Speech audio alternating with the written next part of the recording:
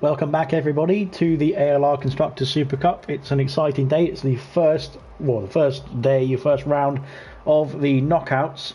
So we've gone through the group stages and we've decided our 4 teams that were coming up from each group, and the one team that unfortunately dropped out. And we're just waiting for the lobby to fill up. We've got this is the first knockout round between Haas, of course, the fourth place of Group B, against the winners of Group A, which were AlphaTauri. Headed up by King's Home is AlphaTauri. So we're just waiting for one more person to jump into the lobby, and we'll get underway with the very first race of the knockouts of the quarter-finals, of course, as well. So I think we're just missing one person. I'm not sure who it is. We'll wait and see if they can get in the lobby very quickly. We've still got a couple more minutes to go before we officially start.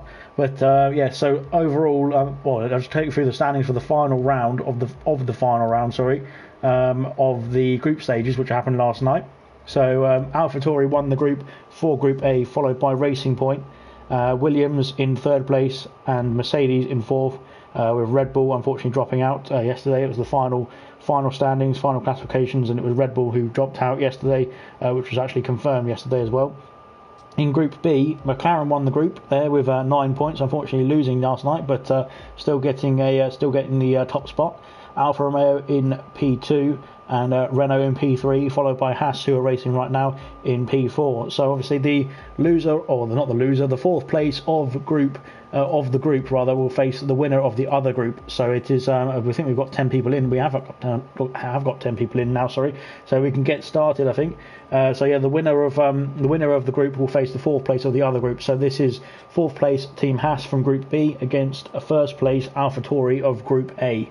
So just waiting for the guys to ready up. We're all here, so we can get going a bit early, a minute early. So he's saying someone's having a smoke, so they don't want to start yet. So I think just so long as you can get in and get your setup sorted just in time, then you'll be all right. We'll just waiting for Mumford. Mumford's put the comment in saying hello. So hello, Mumford, 3 times. Obviously, I will just say it once, but hello, Mumford. I've said it twice now, so to be fair, so he's almost got me there. But I won't say it a third time, I promise. But we're just waiting for the guys to ready up, and then we can crack on with the first race of the night. And of course, if you lose in this race, if whichever team is taking part, if they lose, they are out of the Constructors Supercup as well. So it is the knockout. So it's going to be getting to the final stages of the tournament. Actually, it's going to be after this round. Of course, it's the semi-finals and then it's the final. So we're nearly there. It's 7 o'clock, and the guys have decided let's ready up now. So apart from NUF1, it looks like. So we're waiting for 2 people haven't ready up there. Sorry, but we've got everybody in, so we're ready to go. Emerson has said hello 4 times, but I've only said it once again. So there we go. I'm going to have to keep on my toes now at the moment. Droft has said good luck, Haas. Let's have a good race. So yeah, hopefully, I think both of these teams are actually very strong, and I think Haas didn't perform as well as they thought they would in the group stage. Of course, coming fourth in Group B, but obviously they will look to turn that around in the knockouts. Anything can happen in a knockout race. I mean, it could knockout stage. Anything can happen in knockouts at all, really, can't it? So yeah, we'll wait and see if the as Energetic has said, AlphaTauri, good luck as well. So both teams wishing each other good luck, which is good to see, and good sportsmanship between both of them as well off the start. So we'll hope to see that as we wait for the guys to load their setups, we'll hope to see that some really good racing for the rest of the night as well, including this race as well. So we shall see in a minute when they get onto track. Of course, it's one shot qualifying also, as well as the group, same as the group stage, followed by a 25% race. And today's track is Canada. It'll be a lovely sunshine in Canada today, as Mike has said. Hey, back to you. That's 2 hays. Sorry about that. I hope your PlayStation gets fixed in time. But we're waiting to see, because unfortunately Mike is having a bit of problem with his PlayStation at the moment, trying to get it fixed in time for his race, which is going to be the next race after this, which is Mercedes versus McLaren. Of course, Mercedes 4th in Group A, and against the winners of Group B, which was McLaren. But back to this race, of course, we'll ride about this one first, and we're waiting for the guys just to ready up, and we'll get going for the qualifying. Of course, there is one reserve in here, I believe, and it is Curly Red for the Haas team. Unfortunately, they had a very last-minute dropout. He dropped out with about 20 minutes to go, which is very frowned upon. I don't like that. It causes me too much trouble. But thanks to Curly Red, of course, for helping out for Team Haas tonight. And away he goes in his all-black livery to show that he's obviously reserving for tonight. And in support of Black Lives Matter, if I can get my words out, I nearly called them something else. But in support of Black Lives Matter, I don't know whether that was on purpose or not, but he's chosen to go with that livery, so that's fair enough, and well done to him. We've got as it stands, we've got fire shot for Team Haas on pole. Dan Pilbeam has said, "Come on, draft us in P2 as it stands in this qualifying." As it looks like he's very close to fire shot, it seems, because they're just jumping or switching positions there. But down the straight, fire shot's still got it going. Sorry about the PlayStation sounding like it's going to take off any second now. It probably will do at some point. We'll have to wait and see if anybody's going to get invalidated around this final chicane, because it is a terrible chicane to worry about. Energetics has jumped up to second. Draft has dropped to the back. I think he's invalidated his time on the chicane as well, and the fire shot crosses the line in P1. A very close qualifying in that one, because you can tell by how quickly the session ended after fire shot crossed the line. Everybody crossed the line very close to each other, so it's going to be very tight in this race, I think. We've got there Fire Shot, Energetics, NUF1 and Kingsholm all on the soft, so it's 2 Hasses on the front row, 2 AlphaTauris on the second row. It is it's an AlphaTauri and then a Haas on the third row for Velocity, and then Alhan respectively. Curly Red and Sean Hammers, both Team Haas as well, reserving as Curly Red tonight, and Masler's bringing up the rear at the moment, well, the rear in terms of people who set time for Team AlphaTauri. And unfortunately, AlphaTauri have got one guy who didn't set a time, and that's Droftas, who got disqualified for invalidating his lap. Right, Mumford has said, "I can race on Friday, had to pull out of another race," and then sunglasses on face emoji. What a lovely emoji that is. Anyway, we'll carry on with the next one. There's no other comments there. Thanks to everybody. We're just waiting for the guys now to load their strategies up. Obviously, some of them qualified on the soft. I should have said it earlier in the qualifying when we were looking at the standings, but some of them, I think, the top 4 qualified on the soft compound tyres.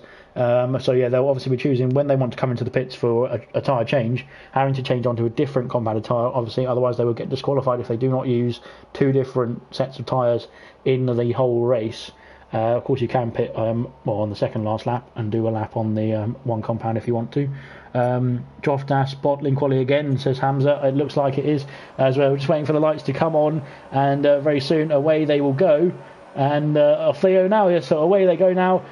Good start there for Fireshot, it looks like, covering off his teammate there, but Kingsholm and NUF1 are battling between each other. They're both teammates, so it's going to be a bit close and personal between them. I think we've got somebody in the back. Curly Red has spun off. I don't know if he's got any damage, but we'll see that in a minute as he's going for a lot of spins there. It looks like, what's he doing there? He's trying to get the hang of the car, it looks like. Maslis has dropped behind Alhan, and I think Masler's got a good start. He was starting in P9 and he's managed to gain 2 positions there, so well done to Masler's making up some positions off the start.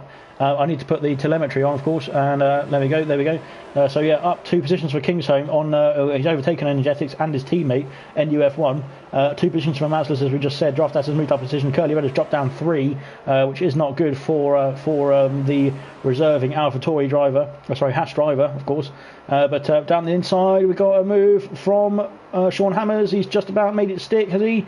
Not quite. I think Maslis has got the power down out of the hairpin quite well to obviously stave off that move and keep the position from the Haas driver. But it's still bunched up very nicely around here. Haas are under pressure, I think, there, it seems like, in a couple of positions. NUF1 all over the back of Energetics as it stands, but Kingsholm has set the fastest lap, actually. It looks like Fireshot must have got an invalidation in terms of that lap, or rather. I didn't see any penalties pop up, but he's out of the DRS window as it stands, but I'm sure it should have been Fireshot setting the fastest lap of the first lap. Let's hope his 4-hour practice shows in the race. I don't know if who's done what practice, but we'll find out in a minute. NUF1 is all over the back of Energetics now, trying to make a move into the second sector, but he can't quite make it stick as well. He's got to wait for DRS, it looks like, or unless he can make a move down this straight here. We'll watch on board, or not on board, but off board. He can't make a move now. He's going to have to bide his time and wait for the next opportunity. Meantime, Alhan is on the back of Velocity. and he's got actually Mazlas in support as well. He's in a bit of a sandwich at the moment. Is Alhan for Team Haas? It's AlphaTauri sandwich that is, and we're just seeing a few people. He's trying to make a move there, but he's just clipped his rear tyre with his front wing there as Mazlas, but he's got away with it. There's no issues there. Droftas is all over the back of Sean Hammers now as well. He's trying to make some gains after a very poor qualifying, unfortunately invalidating his lap, putting him right at the back in P10. Curly Red is still making his way round as Sean Hammers has been passed by Droftas into the final chicane. Mazlas has got a 3-second time penalty there for corner cutting. Fireshot has also got a 3-second time penalty for corner cutting, and Energetics has set the fastest lap, so he's really got his foot down now, and he is going after Kingsholm to try and get that P2 spot back for Team Haas. Danny Mason has said Hamza Droftas did 2 100% races before this, and he's 9th and bottled it. Yeah, so well, I don't know how many races he did for Canada, but to be fair, it would be a bit pointless doing the 100% race around Canada when you've got 25% race coming up. But anyway, F1 has got a 3-second penalty for corner cutting there as well, so he's going to have to try and get after the Haas driver to make some gains on him to push up AlphaTauri, as Droftas has got past his teammate of Mazlas as well. So Droftas is making some gains there, Hamza. So he's actually trying to get some places back as much as he can. Anyway, he's up to P7 from P10, so that's pretty good for Droftas in the first couple of laps. First 3 laps, sorry, we're on the 3rd lap. And Alhan is on the back of Velocity now. He's got the DRS. He's turned up the ERS as well to try and get this move done. Can he get the move done into the chicane? Being pushed wide by Velocity there, and that was a bit aggressive from Velocity there. I think it was he put his elbows out, and maybe Alhan will be being a bit maybe talking about that later on in the race, obviously, of course, or later on in the incident report.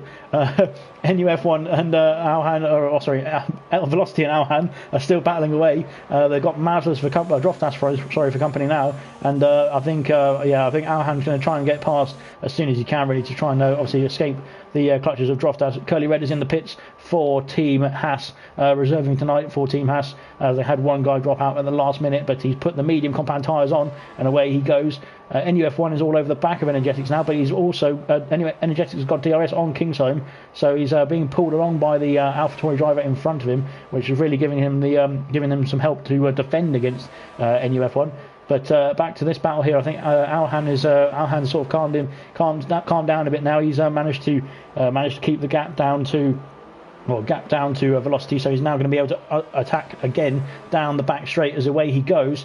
DRS enabled for the Haas driver, DRS enabled for most of these drivers actually, as they come down the back straight onto the main straight. I think the penalties obviously will play a factor in this race towards the end. Obviously 3-second penalties for excessive corner cutting. His Energetics is lining up a move on Kingsholm, but he can't quite make it stick into the first corner, and NUF1 is really getting excited on the back of that Haas, trying to get that move done. Darren has said evening all to you, Darren, and he's got a race coming up later on tonight at 9 o'clock for Team Williams. As Darren, Velocity has big elbows, says Mumford. It seems like it. I'm sure Alhan was a bit upset with that defending, but he's got his front wing intact, and he can still get after the AlphaTauri driver and try and get that overtake done. Mike has done a waving emoji, and Mumford has said, "All right, Darren, mate." Yes, all right, Darren, mate. Hope you're all right, and I hope you're ready for your race later on tonight as well. Energetics is Mazda's got a 3-second penalty, sorry, but Energetics is still within that AlphaTauri sandwich that we mentioned earlier, and it's he's not been able to make any gains on P2 just yet, but he's going to try down this back straight now. Is he going to be able to make a move? I think he's a bit too far back, it looks like. NUF1's actually closer to him than he is to Kingsholm, but I don't think he's going to be able to make that move into the chicane, and just going to clip the wall of champions. Oh, Brandon very close to the wall of champions there. Alhan all over the back now of Sean Hammers has got a penalty there for Team Haas. 3-second penalty. Energetics and Kingsholm are battling away, but they can't make a move stick. All the front wings intact still. Alhan is still in that Haas sandwich as well, so it looks like AlphaTauri are just in a bit of a sandwich. They're in a bit of sandwich strategy at the moment, trying to make sure that there's no Haas drivers escaping, and squeezing squeezing the Haas drivers in between each other, and Sean Hammer is obviously picking out that penalty. He's going to have to get on it now to try and make some gains later on in this race, but he can still use the strategy in his favour. He's still right behind Masler's with DRS as well, so he can still make that overtake on the AlphaTauri driver if he can get to grips with the car and make that move later on in the race. But we've got Alhan still in this sandwich. I'm sorry, go back to Energetics, who's being overtaken, it looks like, by Brandon down into the hairpin. Not quite. Energetics has managed to slow the car down and get on the power, and he's just about to stay ahead of Brandon. We've got some movers here as Droftas is up ahead of Alhan, and Sean Hammers has dropped down. Sorry, Sean Hammers is on the overtake. Sorry, still on Masler. He's got the DRS and he's made the move up to P8, and he should be able to close that off into the chicane. Droftas has got a 3-second time penalty for corner cutting into the final chicane as well. Just about clipping that wall of champions. Oh, Sean Hammers just misses the wall of champions there as well. Masler's for Team AlphaTauri is the first AlphaTauri to pit in this race. So he's going on to the medium compound tyres, I imagine. Yep, it looks like he is. So in he comes. I think Curly Red is a bit too far back to jump him in the pits, but we'll find out in a minute. Dan Murphy said, come on, Fireshot. Fireshot has done a great job out in front. He's actually made that gap 5 seconds. I didn't even see that. That was incredible with all the battles going on behind. I can't remember who it was just got a penalty there, but it might have been Velocity. I think it was an AlphaTauri driver anyway. So it was one of these drivers. Was AlphaTauri are going for a switch, are they, with Droftas and Velocity? Yeah, just about. So they've just made a switch in front of Alhan and been able to keep the positions and switch around the drivers. But good team play from the AlphaTauri team right there, as Alhan is looking to line up a move. NUF1 on the back of Energetics. He's not been able to. I didn't see where the Haas driver was there until he appeared at the very last second. Energetics is under a lot of pressure now from NUF1, and I think NUF1 is going to make the move stick down the back straight. Now he's made it stick. Energetics has moved off into the pits, I think. Yes, he has, as is Fireshot from the lead of this race. So there's the two Haas drivers who were on the front row are making pit stops now, as out comes Fireshot and also Energetics as well, down into P7 and P8. So just shows the gap between these drivers has been really close throughout this race so far. 8 laps, out of 18. I didn't know it was that many laps either, but yeah, there's only 2 soft runners left to pit, and obviously there's 7 people. No, wait. 1, 2, 3, 4, 5, 6. 6 people left to pit. There we go, got it.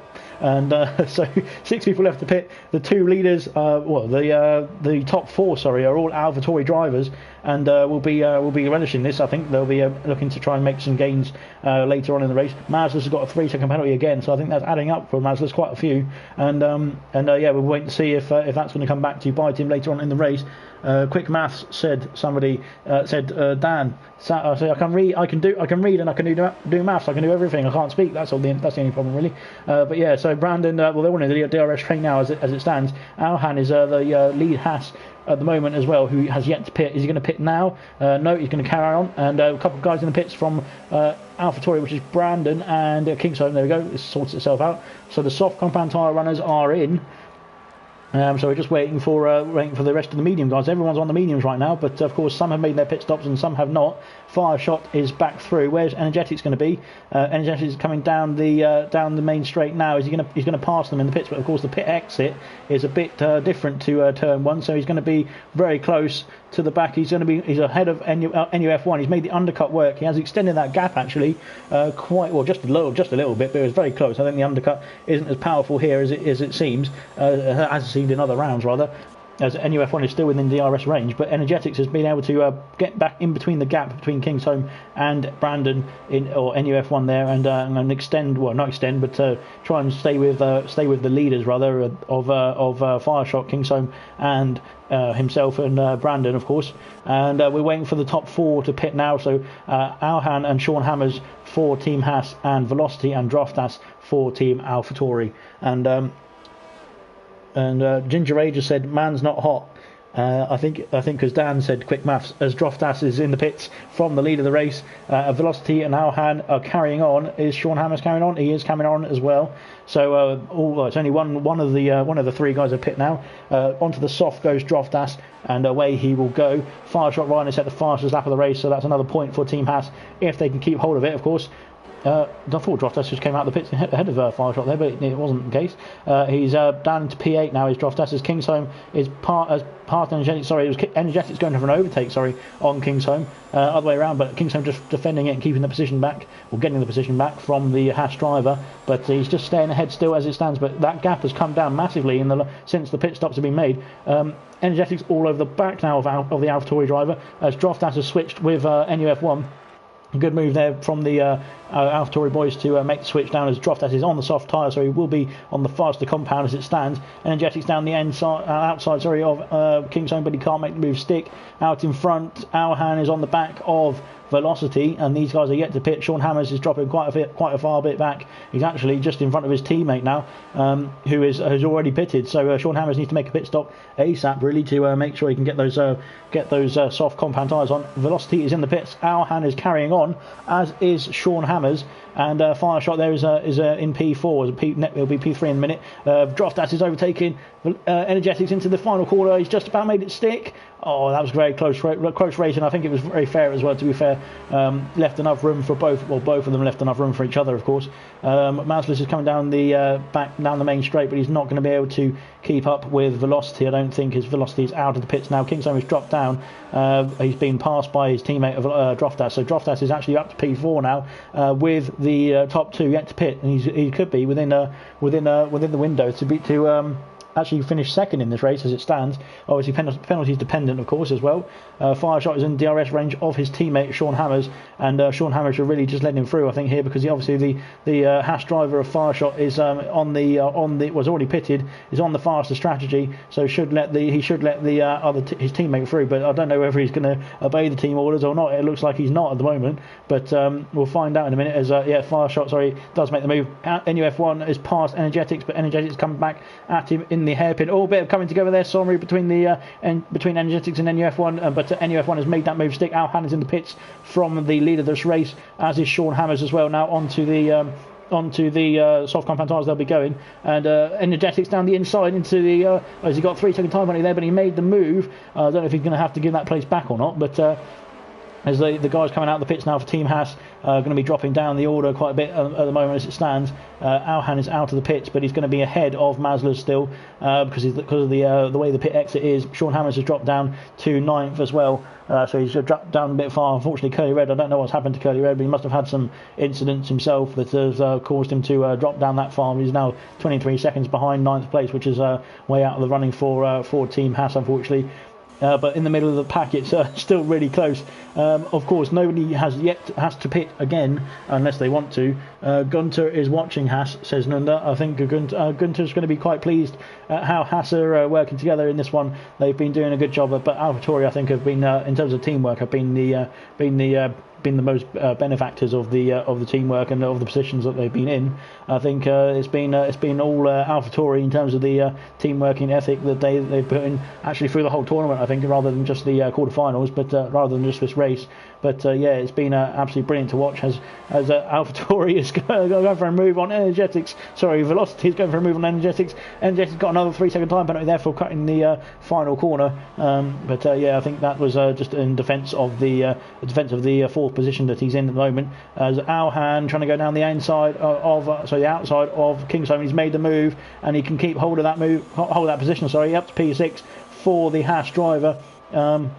So a really good move for Team Haas there, up to P6 for Alhan, and he can get after Velocity and Energetics as well, and try and get some extra points for Team Haas. As Energetics you can see in terms of the traction out of that corner into the second sector, he's actually got a lot more traction than Velocity, it looks like. So maybe in the corners he's a bit better. His performance is a bit better than the AlphaTauri driver that's following him. But of course he's picking up those penalties, and so is NUF1. It looks like he just picked up a penalty just there, another 3 second time penalty there. But everyone's got their front wings intact, which is nice to see. Great move, says Mike. I think he was referring to an earlier move that I've missed. I might have missed. But anyway, we'll find out. As it looks like Velocity's doing a better job of saving the energy, to deploy it down the straight. A lot of penalties for AlphaTauri, says Mumford. But I think there's going to be quite a lot of penalties for both teams, as Sean Hammers has made a pass on Masler's. He's up to P8 for the Haas team, which is a good extra point for Team Haas. She's set the fastest lap as well, which is absolutely brilliant for Team Haas. 1 minute, obviously 10.540, I think it was. Masler's has picked up another 3-second penalty, so Curly Red is actually not out of this if he can keep within the sort of 15-second window of the AlphaTauri driver ahead of him. He might actually jump up to P9 at the end of this race if he doesn't get any penalties and keeps it clean himself. I think Fireshot has got a penalty, but Droftas, I'm not sure if he does, but he needs to get another 3 seconds at least to be able to claim the victory of this race if it comes down to penalties at the very end. Energetics has dropped out of the DRS range of NUF1, it looks like, so he's going to be under massive pressure now from Velocity. ALR has joined the battle as well, and he's going to have DRS on Velocity as well, so maybe it'll be a double overtake on Energetics if they can make it stick both of them down this straight. But yeah, Energetics is defending to the inside, Velocity around the outside is very close, and Velocity has to pull out there. And I think, it was a bit of that was a bit dodgy. That unfortunately, Mumford said yes, and they're lucky it's wet on Sunday. It's not raining on Sunday. It's definitely not raining. So maybe in Austria, of course. Yeah, but I'm not sure about Silverstone on Sunday for the final. Energetics have dropped down to P5. Of course, Droftas is Energetics is letting Alhan through. Droftas has got a 3-second penalty, so now it's evened out in front. I'm pretty sure both the top two have a 3-second penalty each, so there will not be any changes there if it stays that way. Energetics has obviously let Alhan through, so Alhan is now after Velocity to try and get that extra point, move Haas up to P4, sorry, not Team 4. And Kingsholm is now on the back of Energetics as well. I think Energetics has had a bit of a torrid time in this middle part of this race, coming towards the end of it now, of course. But he's been put under pressure a lot by the AlphaTauri drivers from Velocity and Kingsholm himself. Kingsholm down the inside into the hairpin. Energetics tucks back inside, but he can't get the move back on the AlphaTauri driver. And unfortunately, we've got what was that? So, yeah, somebody was going miles off there, and Alhan around the outside of Velocity into the Wall of Champions chicane. He's made it stick. Kingsholm and Velocity, Kingsholm and Energetics. We've got a spinner. It's Velocity there who's reset the track, but I'm not sure whether that was a coming together or whether that was he just lost the traction, unfortunately. But that's really put team AlphaTauri are under pressure. He's lost a bit of front wing there as well, so Sean Hammers will be all over the back of him as well, trying to get that position. I'm not sure whether there was a coming together, as I said, or if it was just a driver error into the Wall of Champions. It can, if you get a bit too happy on the throttle, it will just spin you out and put you exactly where Velocity was after that exit of that corner. But it seems like he's put himself under a lot of pressure now from Sean Hammers, who's going to be trying to get that P7 off of him now. And he's saving a bit of hers as Sean Hammers at the moment, but maybe he's waiting to deploy it down the main straight. It's a bit longer as Velocity goes into the wall again. And I think he's I don't know what's happened there. I think he's maybe just lost a bit of traction, defending now to the inside of the hairpin so that Sean Hammers can't make a move. But I think down the main straight, Sean Hammers should be able to get this move done as he turns up his errs, and he's got the DRS deployment, wing to deploy rather, turn off, put it on, whatever. Sean Hammers makes the move stick either way, and great move from Sean Hammers. Velocity has just gone into the back there of the Haas driver. And that's just not good racing. As I think he's trying to go into the pits. As he's made it into the pits now, Energetic's been passed by Kingsholm, but it's side by side still into sector 1. I think AlphaTauri could well be out here, says Mumford. Masler's has got another 3-second time penalty, so Curly Red is within that window if he can make that move stick. I think Velocity is going for a wing change now, putting the soft compact tyres on, so we'll probably set the fastest lap for Team AlphaTauri. Curly Red has actually passed Velocity in the pits, so he will be ahead of him as it stands, but obviously penalties will come into play as well later on in the race. The closest battle on track on the penultimate lap as it stands is Energetics and Kingsholm. Everyone else has actually made a gap to each other now. It's literally on the penultimate lap. It's all calmed down a bit, which is typical. But so great racing. I think there's been a few incidents. I think into the final chicane, which has always been a bit of a tight place, especially when the DRS zone is just ahead of it, and obviously everyone's trying to make overtakes and being side by side into a very tight chicane as it is anyway. But Energetics can't make the move on Kingsholm as it stands just yet, as he's actually could make the move into turn 1. So he's made a great great exit out of the chicane there, and is going to be side by side as they cross the line, and all very close between the two drivers as he defends to the inside. He's got the move still, got the position still, Kingstone, and Energetics is going to have to yield for now, and obviously save some ERS and maybe try and make an overtake later on in this lap and the final lap of the race.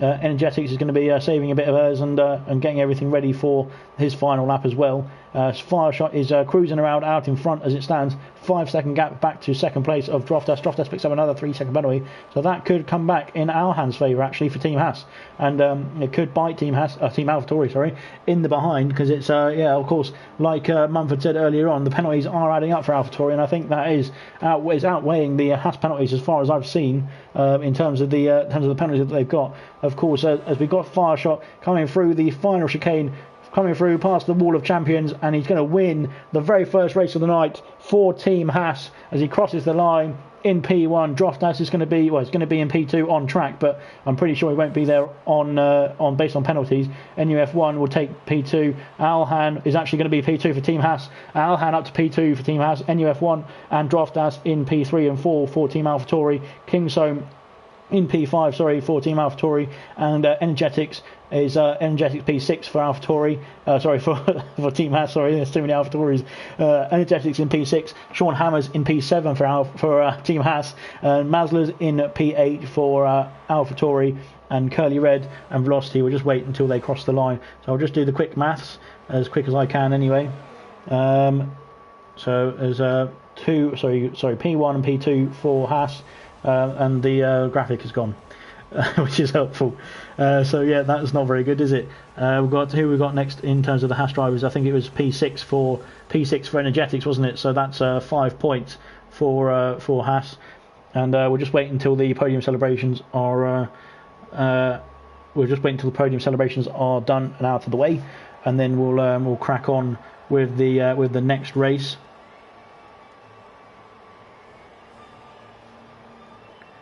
Let me just set up the chat so that people can do that. There's that.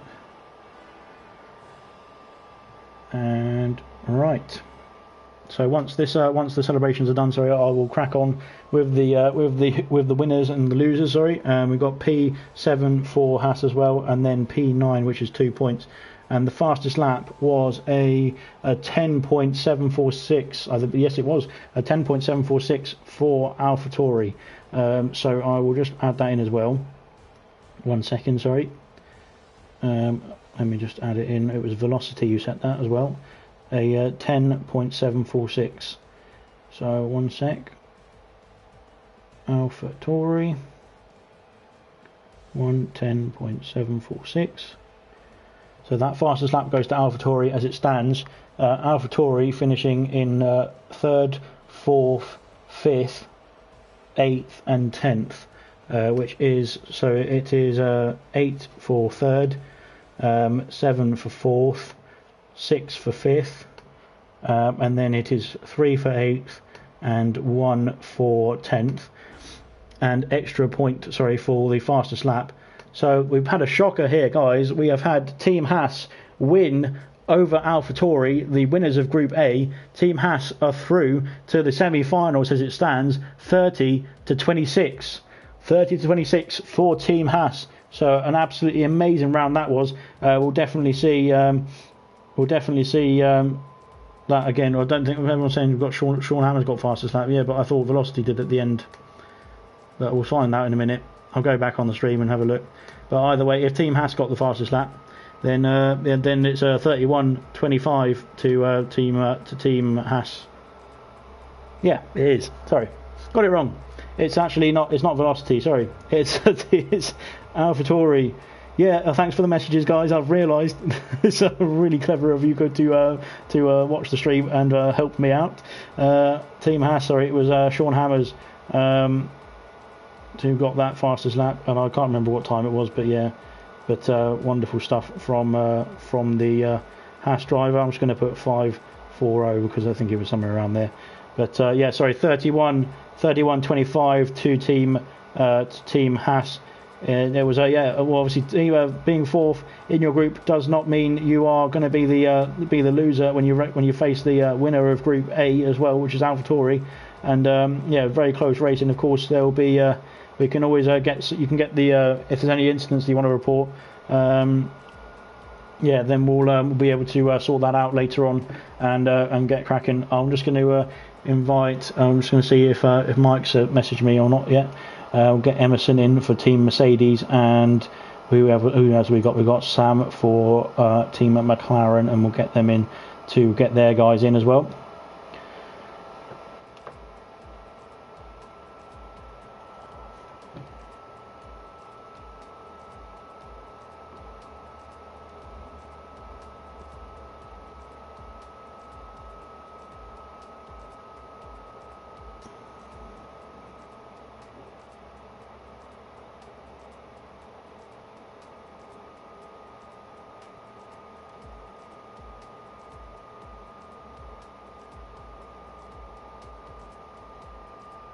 So Emerson is in here now, so we're just waiting for Sam, and I need to find out if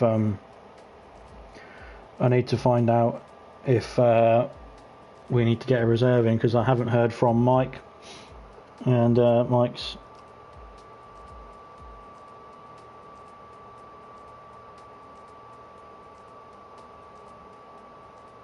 I don't know if Mike is going to be joining us or not. We'll find out in a very short second.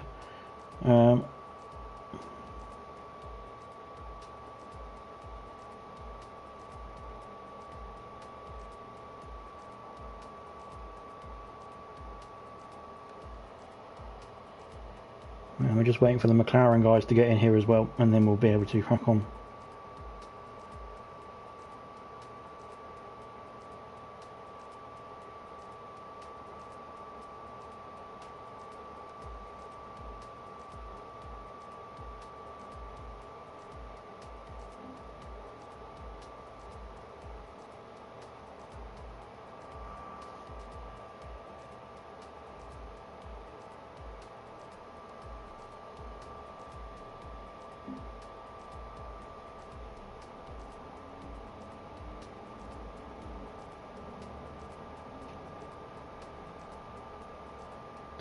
And we're going to have to get a reserve in for Mike. So we've got sorry,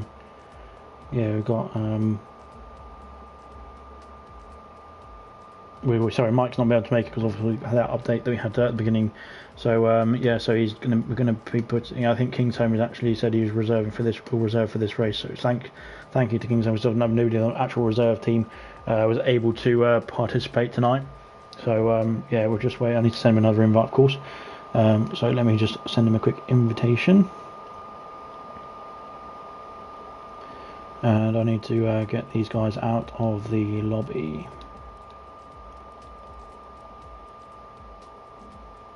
So we've got 3 from Team Mercedes in. We're just waiting for McLaren to join, and we're waiting for Kingsholm to join, of course, for who's going to be reserving for the Mercedes team.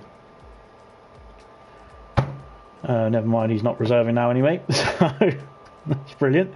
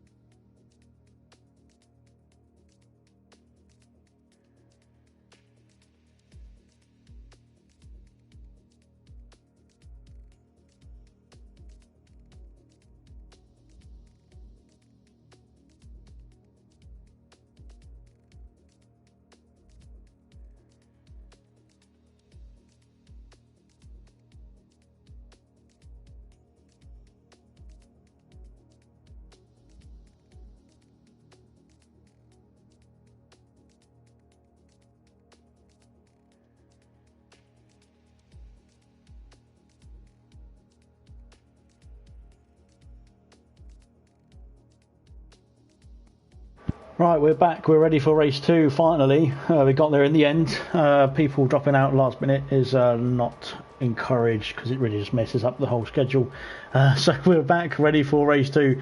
This race, sorry, I need to refresh the stream. This race is going to be between Mercedes, who are of course 4th in Group A, and they're going to be facing up against McLaren, who are actually the winners of Group B. A bit of an underdog were McLaren, and I think they've done really well in terms of putting the team together and working together in the races to get to where they got to in Group B. They've done a fantastic job, have McLaren, as have all the teams who are still through into the knockout stages, of course. But yeah, ready for the guys to ready up now, and then we can crack on with this race. We're just waiting. We have been delayed already 2 minutes, so if you can ready up now and get on with it, we'll be very greatly appreciated. Because I would like to finish my night quickly, of course. I don't want to talk too much, and we're just waiting for the guys to tick on, and then we can get going for the second race of the night. It is meant to be actually the 4th race of the night, but because of obviously it was rearranged because of Team Williams and Team Alpha, which was meant to be now, but it's been rescheduled to the 4th race. So this is meant to be the 4th race now as the second race, and Williams and Alpha was meant to be the second race, is now the 4th race. So it's been switched around. So yeah, but it shouldn't make a difference really, hopefully. So we'll just wait to see, as these guys are all now ready to go. FIFA Beefy has done a great job of helping out last minute and getting into to reserve for Mercedes when they had when the reserve for Mercedes dropped out. So yeah, so this is the second reserve we've got for Mercedes, but hopefully it goes well.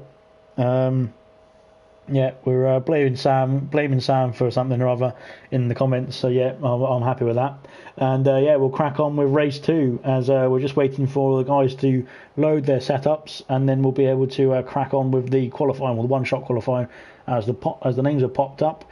Only 8 guys in the session tonight, or this race rather, so it's going to be 4v4. Obviously with three Mercedes drivers turning up, FIFA Beefy reserving for them, and then 4 McLaren guys in here as well. So it's going to be 4v4 tonight.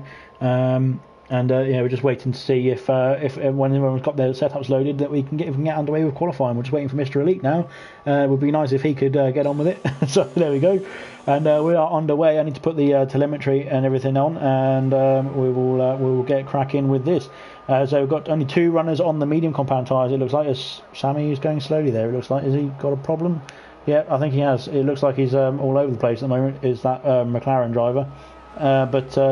Yeah, anyway, hopefully he can crack on, and it will be alright for him later on in the race, if it's not going to be alright for him in the qualifying. But he's been back up to speed now. Actually, Jake Wilson's retired from the session for Mercedes. I think he may have got an early invalidation there, and of course that will come back to haunt you. Will obviously mean you can't set a time in the qualifying.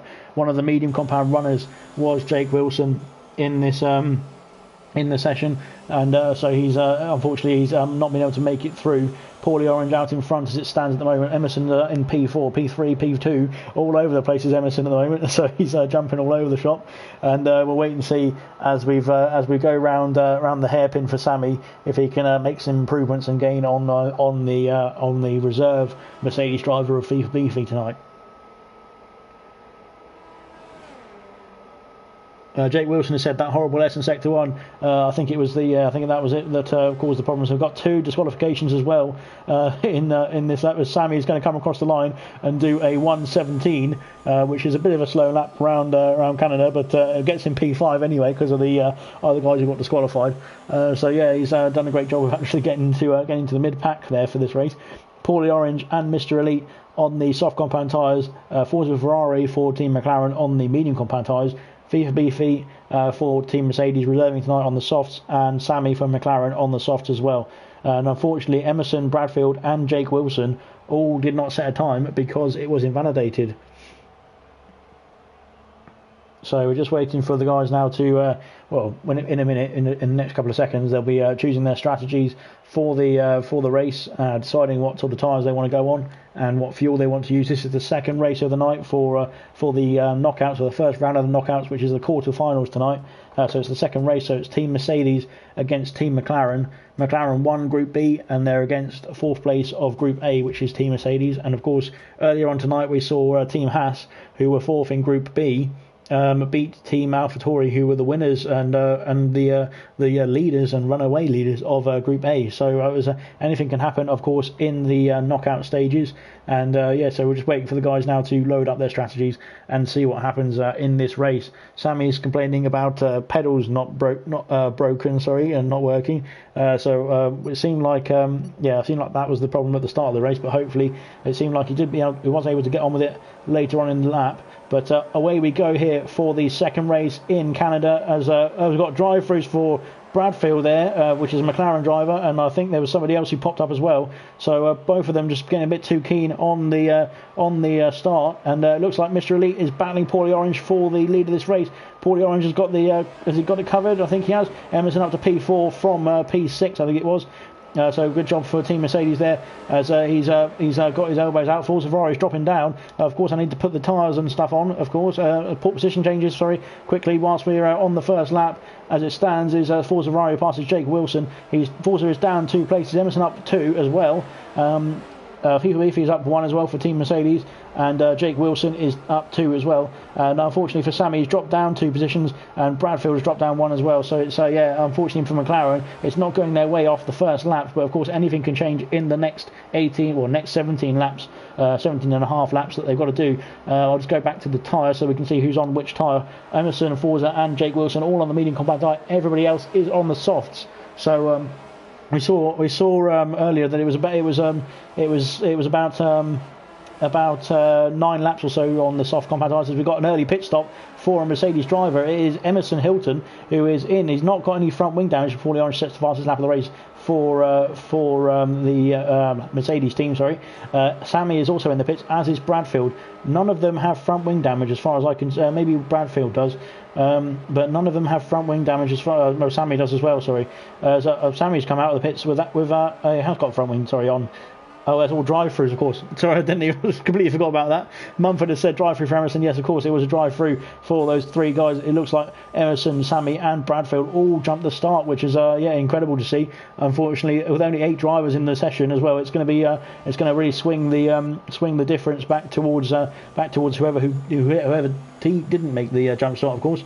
And so it's incredible to see as Forza and Jake Wilson are the closest battle on track. Forza trying to get after the reserve driver of FIFA Beefy for Mercedes and see if he can get a move done and push McLaren further up the standings as it is. So really going to be unfortunate for McLaren if it comes back to bite them and they lose this race because of the drive-throughs that they got off the start. And it was a bit of a shocking start from those 3 guys who of course really have raced in league racing quite a lot, and they are league racing veterans, you could say. But unfortunately for them, all 3 of them jumping the start and giving their team a bit of work to do.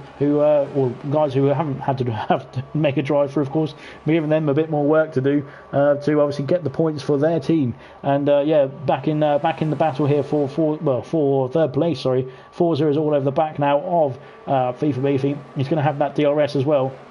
Jake Wilson is going to try and do his best to obviously defend his teammate as much as he can and attack Forza down the middle straight. But he's not been able to make neither of them been able to make any moves into the chicane here before we go into the hairpin now. DRS is enabled on this lap, of course, so it is as Forza goes down the inside. Is he going to make that move stick? Forza's down the inside of FIFA Beefy. He has made that move stick. He has done it. He has made it stick. And he's away, and he's going to have the DRS as well, I believe. Yeah, he has. So he's out, and Jake Wilson's going to be attacking his teammate of FIFA Beefy as well. And Jake Wilson, I think FIFA Beefy might have let him through there, but Jake Wilson is up to P4 as well. So McLaren now P2 and P3, but unfortunately the rest of the McLaren team are down in 7th and 8th, having made those drive-throughs. And watch Forza's car move with D-pad input is impressive. Yeah, it is pretty impressive, isn't it?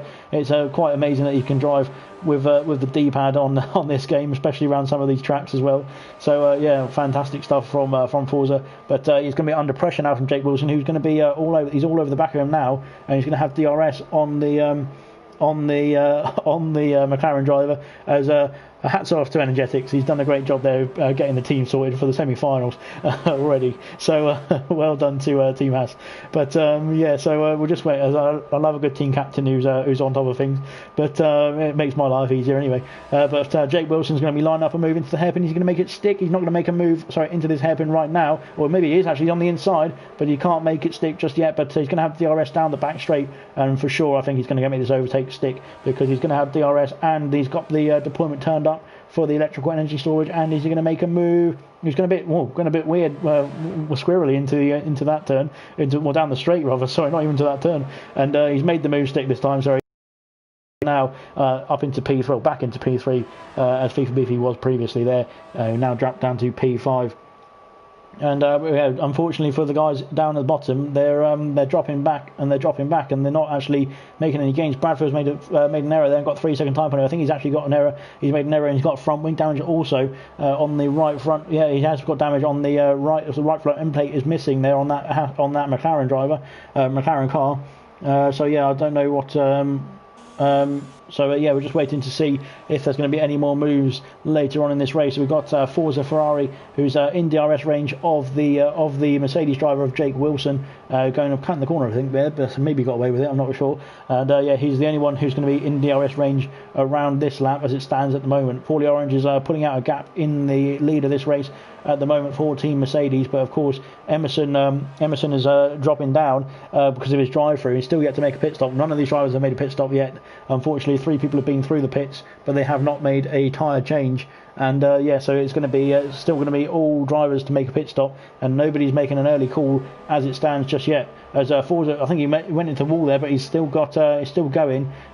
He's still got everything intact as well, so it's he can still carry on, but he's dropping quite quickly off the back of Jake Wilson there, and Jake's really getting the hammer down now, and away he's going to go. And I think he's out of DRS range now. So now everybody is sort of spreading out, as Bradfield has made a pit stop. He's also sped into the pit lane, so that's 8 seconds penalties in total for him, because he's got 5 seconds here and 3 for corner cutting. So he's now got 8 seconds penalties in total, and he's going on to the medium compound tyre for Team McLaren. And that's the first pit stop of this race. Back to Forza, who's still the closest battle on track overall. Paulie Orange is pulling out in front, but I think Forza is cutting that corner, but he's not getting any. Or maybe he is getting warnings for it, but obviously I can't see the warnings. I can only see when the penalties pop up after he's got 3 in a row.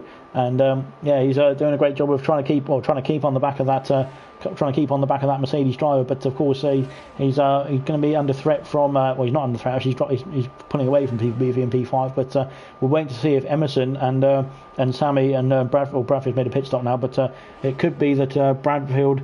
If Bradfield is going to make a master stroke here, and he's already made a pit stop, so he's we'll wait and see as we've got looking at the back of the diffuser of the McLaren driver, which is quite unhelpful because there's nobody behind him. So I don't know why Codemasters have chosen this camera angle for it. There we go.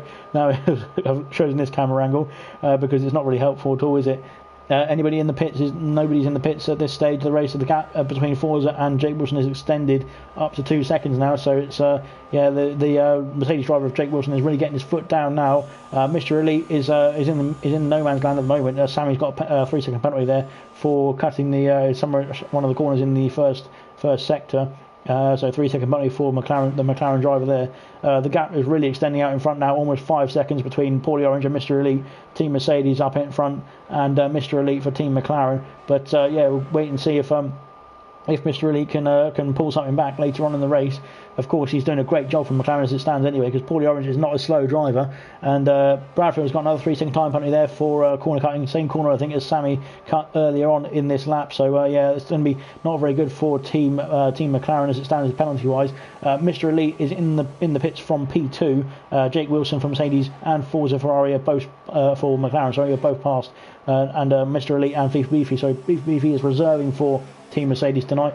Into the pits he comes for the Mercedes team and puts on the medium compound tyre as he drops down behind. Sammy is in the pits for his first pit stop of the race, or his first actual tyre pit stop of the race.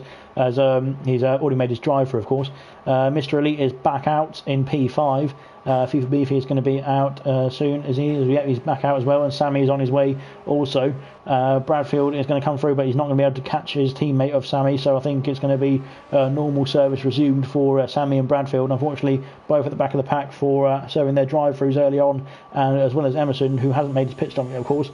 So yeah, we're waiting to see if the top four have not pitted yet, and the bottom four have pitted. So we'll wait and see if there's going to be any movers in there, if there's going to be any undercuts that they can pull off. Paulie Orange is on the soft combat in the pits now. As it stands, is Jake Wilson going to follow him in, or is he going to carry on for a bit?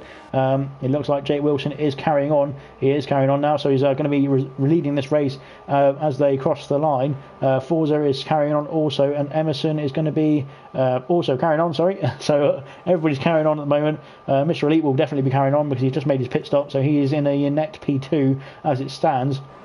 I believe Paulie Orange is dropped down to P4, but it'll be very close between him and Emerson as both teammates, of course, as Paulie Orange has actually come out ahead of his teammate Emerson, who is yet to pit. So yeah, that's just shows how much the gaps have extended over the last 9 laps or so. Of course, Emerson making a drive through as well. He was the one Mercedes driver who jumped the start.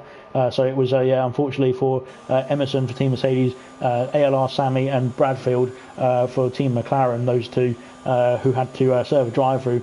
So Paulie Orange is coming out in the lead of this net lead of this race, of course, still with Forza Ferrari and Jake Wilson yet to pit. And he's only 5 seconds off the back of those two now, so yeah, he'll be able to easily jump those guys when they make their pit stops, and yeah, he'll be up to the back into the lead of this race. Sorry, I should say. Although it seems like the gap to Mr. Elite has come down slightly. It's still about the 5 second mark or so, or 4.5 second mark as it stands. I can't do maths, can I? It's about 5.5, so it is close. Well, not that close rather, but it is about stable between them after the pit stops, of course. Emerson has got DRS on his teammate still, but he's not coming in the pits yet, and neither is the top two. So both of these drivers are carrying on those medium compound tyres. Everybody on the medium compound tyre as it stands at the moment, but of course 3 of the guys still yet to pit, which is Jake Wilson for Mercedes, Forza Ferrari for McLaren, and Emerson for Mercedes as well. Everybody else can go to the end. Obviously, they can choose to make another pit stop as well if they want to, but everyone else can go to the end, and yeah, and then finish this race on the top compound tyre that they're on at the moment, apart from the top 2 and P4. But we'll wait and see when those guys choose to pit, as they still have to make their pit stops, of course, later on in this race. We have got another comment from somebody called Kano Light Racer saying hello Kano Light Racer, I hope you're well. Yeah, so we're waiting for some moves to happen really, because the Paulie Orange is now gaining on the back of Forza Ferrari. I think maybe Forza will be trying to hold up the Mercedes driver in favour of Mr. Elite later on in this race, but we'll have to wait and see as they come up to the back of the Forza does pit. As Paulie Orange is now let through by the McLaren driver, so Forza pits, as does Emerson for Team Mercedes. Paulie Orange has the fastest lap of the race at 10.408, which is faster than the first race as well. So he's done a great job there. Is Paulie Orange. Mr. Elite is up to P3, which is also a net P2, of course, with Jake Wilson yet to pit. So Jake Wilson is the last guy to make a pit stop. Forza Ferrari is coming out of the pits now. Is he going to be ahead of FIFA Beefy, or is he going to be? Where's the gap going to be if they do come out? Forza has come out, ahead of. I just missed that. Oh, FIFA Beefy. Emerson is in P6 behind the reserve Mercedes driver as well.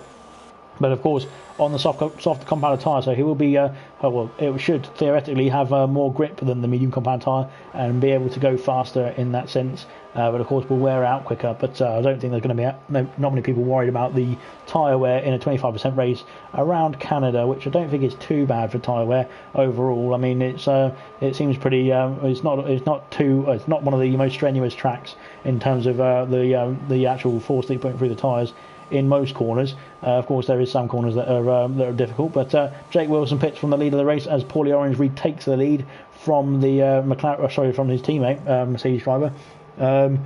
What do I need to join the league? You need to go to ALR www.advancedleagueracing.com, and there's a request form that you can fill in and send over to us, and then somebody from Discord will contact you somebody from Discord will contact you to discuss your your availabilities and things like that. Emerson is now within the window for FIFA Beefy to make an overtake, and he's sorry, of course their teammates, of course FIFA Beefy is reserving. Emerson is through on as reserve teammate FIFA Beefy. So he's up into P5 for the Mercedes driver and can get after Forza on the same command tire now. Jake Wilson has actually come out in P3 for Team Mercedes, so he's done a great job there of controlling his own race and making sure that he comes out in a very high position for Mercedes as well, which is really good for Jake Wilson. He's putting in a good performance tonight to propel Mercedes up the order in terms of the points tally that they get at the end of this race. And then we carry on to the next race, which will be after this, of course, was a Racing Point against Renault. So yeah, both those teams are getting ready right now to race in the next race. We're waiting for, of course, the overtakes to happen, and FIFA BV has been overtaken by his teammate Emerson, and Darren has said yes, it's amazing. So yeah, thanks Darren. And we're just waiting for something else to materialise here. As Emerson is trying to close that gap in now to Forza Ferrari. Of course, Forza has just got 3-second time penalties. I think actually, technically, if it finished now, that move would be done for Emerson, and he would be up to P4. And it's Mr. Elite who's on his own at the moment. It seems battling for Team McLaren, but of course that drive through for Sammy and for Bradfield, as well as Emerson as well. But for Team McLaren, for Sammy and for Bradfield, has really come back to sort of bite them. But Sammy got another 3-second time penalty there as well, which is really not helping his cause, unfortunately, in this race. And yeah, it looks like, unfortunately, for Team McLaren, unless some miracle happens, which it could happen. Anything can happen in Formula One and in league racing, of course. And yeah, it could happen. So yeah, they might drop out of this tournament, sorry, as it stands. But of course, we will see later on when that checkered flag falls at the end of lap 18 what actually happens, because anything can happen in the next 5 laps. I got that right. I think there is 5 laps to go. Paulie Orange has just started lap 14, and away he goes. He's controlling the race out in front for the Team Mercedes, and doing a great job as he has in silver and in this tournament so far when he's been racing as well. So yeah, good job for Paulie Orange, putting in a good shift for Team Mercedes as it stands right now. Mr. Elite is doing a great job actually for Team McLaren, sorry, in P2, and yeah, controlling his race as well. We've got the gap is not coming down between Jake Wilson and Mr. Elite. Of course, Mr. Elite is on the harder compounded tyre to Jake Wilson, but he's doing a great job of keeping that gap steady, so it's not going to make much of a difference when they cross the line. Forza is the one who's going to be under pressure from Emerson, I think it is. And it could be that we've got if Emerson can make this overtake, I need to switch cameras now so that we can actually see what's going on in front of us.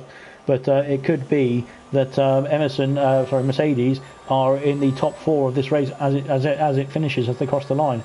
If Emerson can make that overtake stick on Forza Ferrari as we go back into the hairpin for the 14th lap of this race. And yeah, we're just waiting to see if I think Emerson is this is the closest battle on track, of course. We're just waiting to see if there's any overtakes into the Wall of Champions chicane. And I don't think there's going to be, unfortunately. Emerson's a bit too far back, isn't he, at this stage of the race? But of course, with that DRS, he'll be able to just pull himself a bit closer, and then we'll find out if he can make a move later on in this race. And yeah, we're just waiting to see if there's going to be any move into Sector 1. I don't think so. I think he'll bide his time now and wait until the DRS is available to him, so he can power through on the straight. But he's doing a great job, obviously, putting the pressure on Forza Ferrari right now. As he's really putting the pressure on that McLaren driver, trying to get that P4 spot off of him now. And yeah, we're just waiting to see if there's going to be a move take into the chicane down the end of the straight. And I think he's too far back to actually make a move. So again, he'll have to save some ERS and wait for the DRS straight down the back straight after the hairpin. Sorry, as they go into the hairpin right now for lap 15. And yeah, I think this is where Emerson will really get on the power. He's turned up the ERS. He's ready to go. He's going to turn on the DRS as they cross the DRS line now, and away he goes. And yeah, it's going to be. I think it's going to be. As Forza is doing a great job of defending actually. But is Emerson going to be? He's going to run out of straight, isn't he? Emerson's run out of straight. So Forza doing a great job down in the straight line to defend. He's going to have to defend again into turn 1, but I don't think Emerson's got enough ERS to make that move stick either. So and he should be. Hopefully he'll be aware of the penalties anyway. But so he'll know that Forza has got a 3-second time penalty, but I don't know if Emerson's got any penalties as well, but obviously that will factor in at the end of lap 18, at the end of this race. Darren has said it's all on the website, mate. It is all on the website, advancedleagueracing.com. Everything's on there, all the standings, all of the leagues and what times they're on, and all of the information that you need to find out about ALR is on there as well. So Emerson is still trying to push through into P4 for Team Mercedes on the McLaren driver, but he's just not got enough straight line speed, I don't think, in the DRS zones, as Forza is trying to do his best to defend from the Mercedes driver. They're both side by side now, coming out the hairpin, and I think it's going to be really close, this one, isn't it? I think they're as the fuel lights come on for Emerson, and so that's a bit dangerous. But down the main straight, Jake Wilson's has got a 3-second time penalty there. Sorry, Emerson backs off, and he's going to go for a move now into turn 1. He's all over the back of Mr. Elite, gets a 3-second penalty as well. Jake Wilson is actually gaining now on Mr. Elite, and he's in with that 3-second window. So if so Emerson can't make a move into turn 1 either. But if Jake Wilson can get within that window, he might be able to jump Mr. Elite for Team Mercedes into P2. But obviously that depends on the penalties later on in the race. Emerson's all over the back now of the McLaren driver of Forza Ferrari, and he's really trying to make a push through. It's on lap 7. We're on lap 17 now, so it is the penultimate lap. So he needs to try and get an overtake done very quickly if he wants to get ahead of the Forza Ferrari, of the McLaren driver. And we're just waiting to see if there's going to be any moves later on in this race. I think everybody else, apart from these two, are very sort of created big gaps between each other, so there's not going to be any overtakes unless there's big mistakes. But of course, anything can happen. Of course, we'll find out in a minute. Emerson's gone very deep into the hairpin there, but he's going to be rotating the car around to create an attack now on Forza Ferrari again. He's going to have the DRS, but again Forza Ferrari saving his ERS and deploying it on the main straight so that he can defend from the attacking Mercedes driver. And again into the chicane, Emerson can't make the move stick, so he's going to have to bide his time again, wait for the next opportunity. Could it be into turn 1 now as they're side by side going over the straight, over the start finish line, shall we? And a bit of argy-bargy there as Emerson makes the move stick, and I think he's got it. He's definitely through now. He's definitely got it in. He's ahead of the McLaren driver. Forza Ferrari's dropped down, but of course he will be in the DRS zone, DRS range, of the Mercedes driver this time round. So it will be roles reversed, and maybe with the extra energy that he's got stored up, he'll be able to make a move on the Mercedes driver to get that P4 back. Sammy, I think, has just got another 3-second penalty. Bradfield has got a 3-second penalty as well as he crosses the line to start his lap 18. Paulie Orange has got a 10-second lead. I need to go back onto Paulie Orange now because this is the final straight for Paulie Orange, the leader of this race. Apart from the pit stops, he's been leading the race from the very beginning, qualified on pole as well. And as he goes through the final chicane as he crosses the line. And really good win for Team Mercedes and for Paulie Orange himself. Mr. Elite is just about coming up to the chicane as well, so he's going to cross past the wall of champions there, and he's going to cross the line in P2, I believe, as Forza Ferrari has got past Emerson on the back straight with DRS assistance. Jake Wilson finishes P3. Emerson's got a 3-second time penalty for corner cutting. Forza Ferrari is going to finish in P4, and Emerson in P5. They're very close between the two of them. Closest battle on track for the rest of the last bit of the race anyway. We've got a few more points coming in for FIFA B, Team Mercedes, and Sammy in Team McLaren. And we've got Jake Wilson finishing in 3rd, which is 8 points for him. Emerson in 5th, which is 6 points for him. And where was FIFA Beefy in 6th, which is 5 points for him. And I'm pretty sure that Paulie Orange got the fastest lap for Team Mercedes. And we'll just wait and see if we can calculate the rest of these standings. Mr. Elite finishing in P2, of course, and really well done to him. Forza Ferrari in P4, which is 7 points.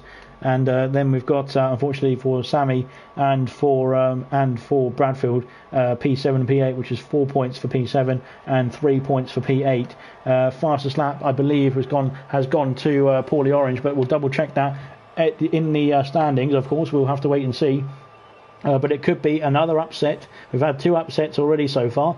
It could be another upset for the 4th place team of Team Mercedes from Group A, of course, and over the winners of Group B, which was McLaren. And we'll find out in a minute.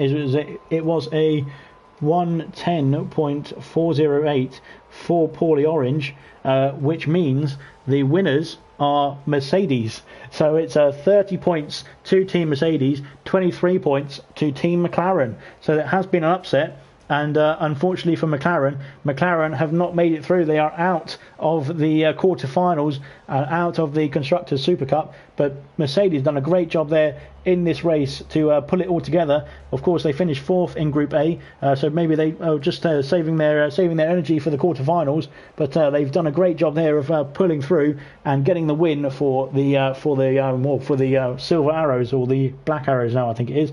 But yeah, really good racing from Team Mercedes to win that race, and well done to Paulie Orange, sorry, for getting the fastest lap as well for Team Mercedes. So I'll just input the scores on the doors. So it was 30 points to Team Mercedes and 23 to Team McLaren. So really well raced there, guys, and very good racing. Unfortunately for McLaren, I think it was those drive-throughs that cost them, and of course it was the penalties, of course, that added up at the end of that as well. So I'm going to back out of the lobby now and refresh the lobby, and then I will invite the team captains for Racing Point and for Team Renault as well.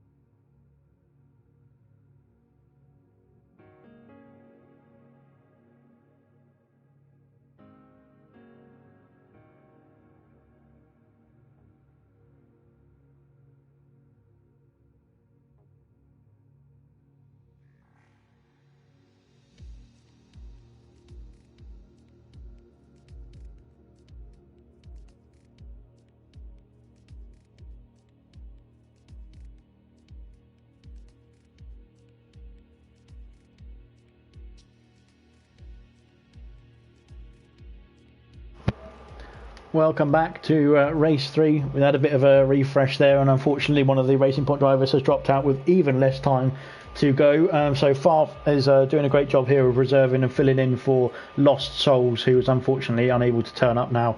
But we are actually ready to go. We're early now. We're 3 minutes early at the moment.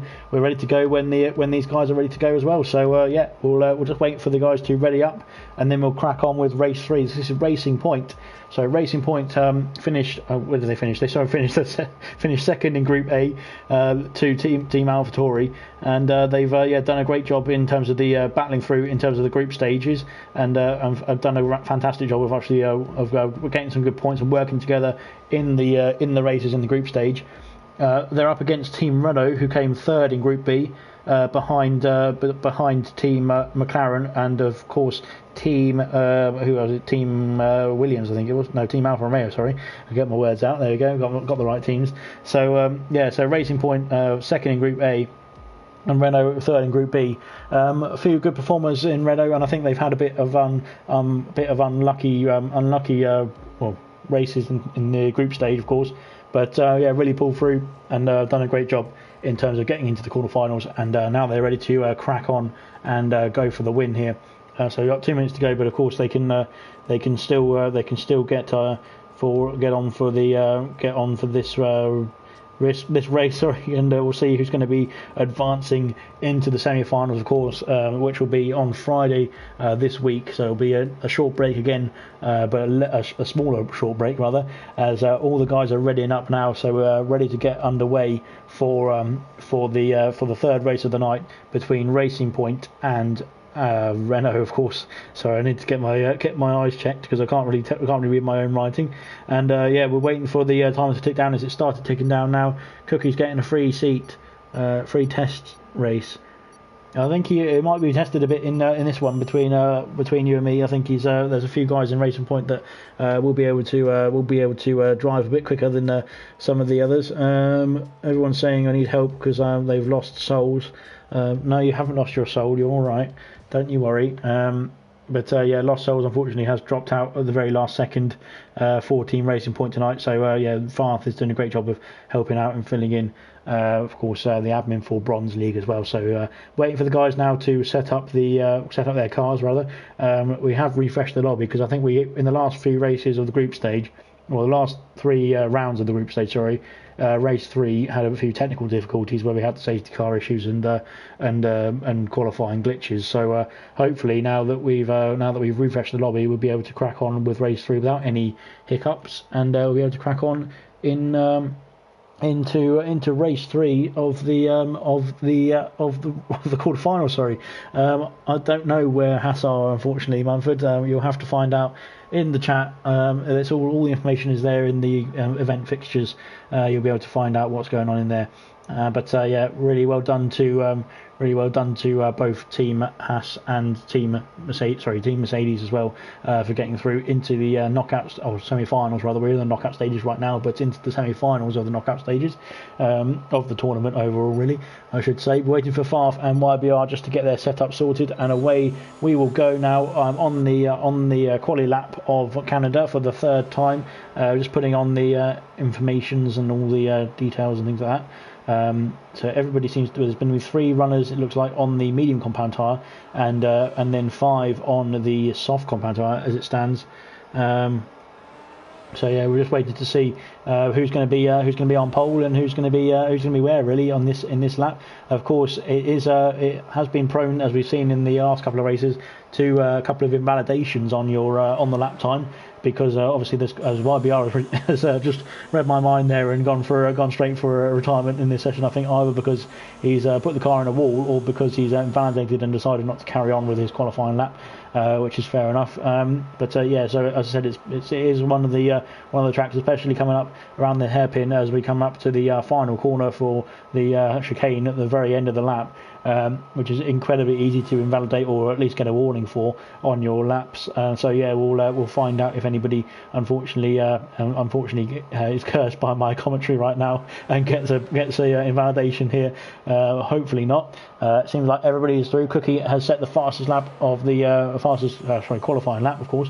YBR was disqualified there, so he has unfortunately validated his time on his qualifying lap, so he was not allowed to post a time in this session.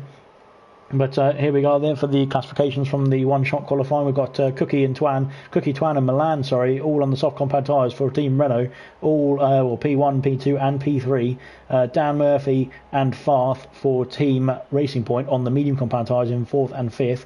Smithy for Team Renault in P6, for with the medium compound tyres for Team Renault, that is. Ayrton in P7 on the soft compound tyres for Team Racing Point, and YBR for Team Racing Point, unfortunately not setting a time, so that could come back to bite him. It could come back to help him as well, actually, in the race. We'll find out in a minute.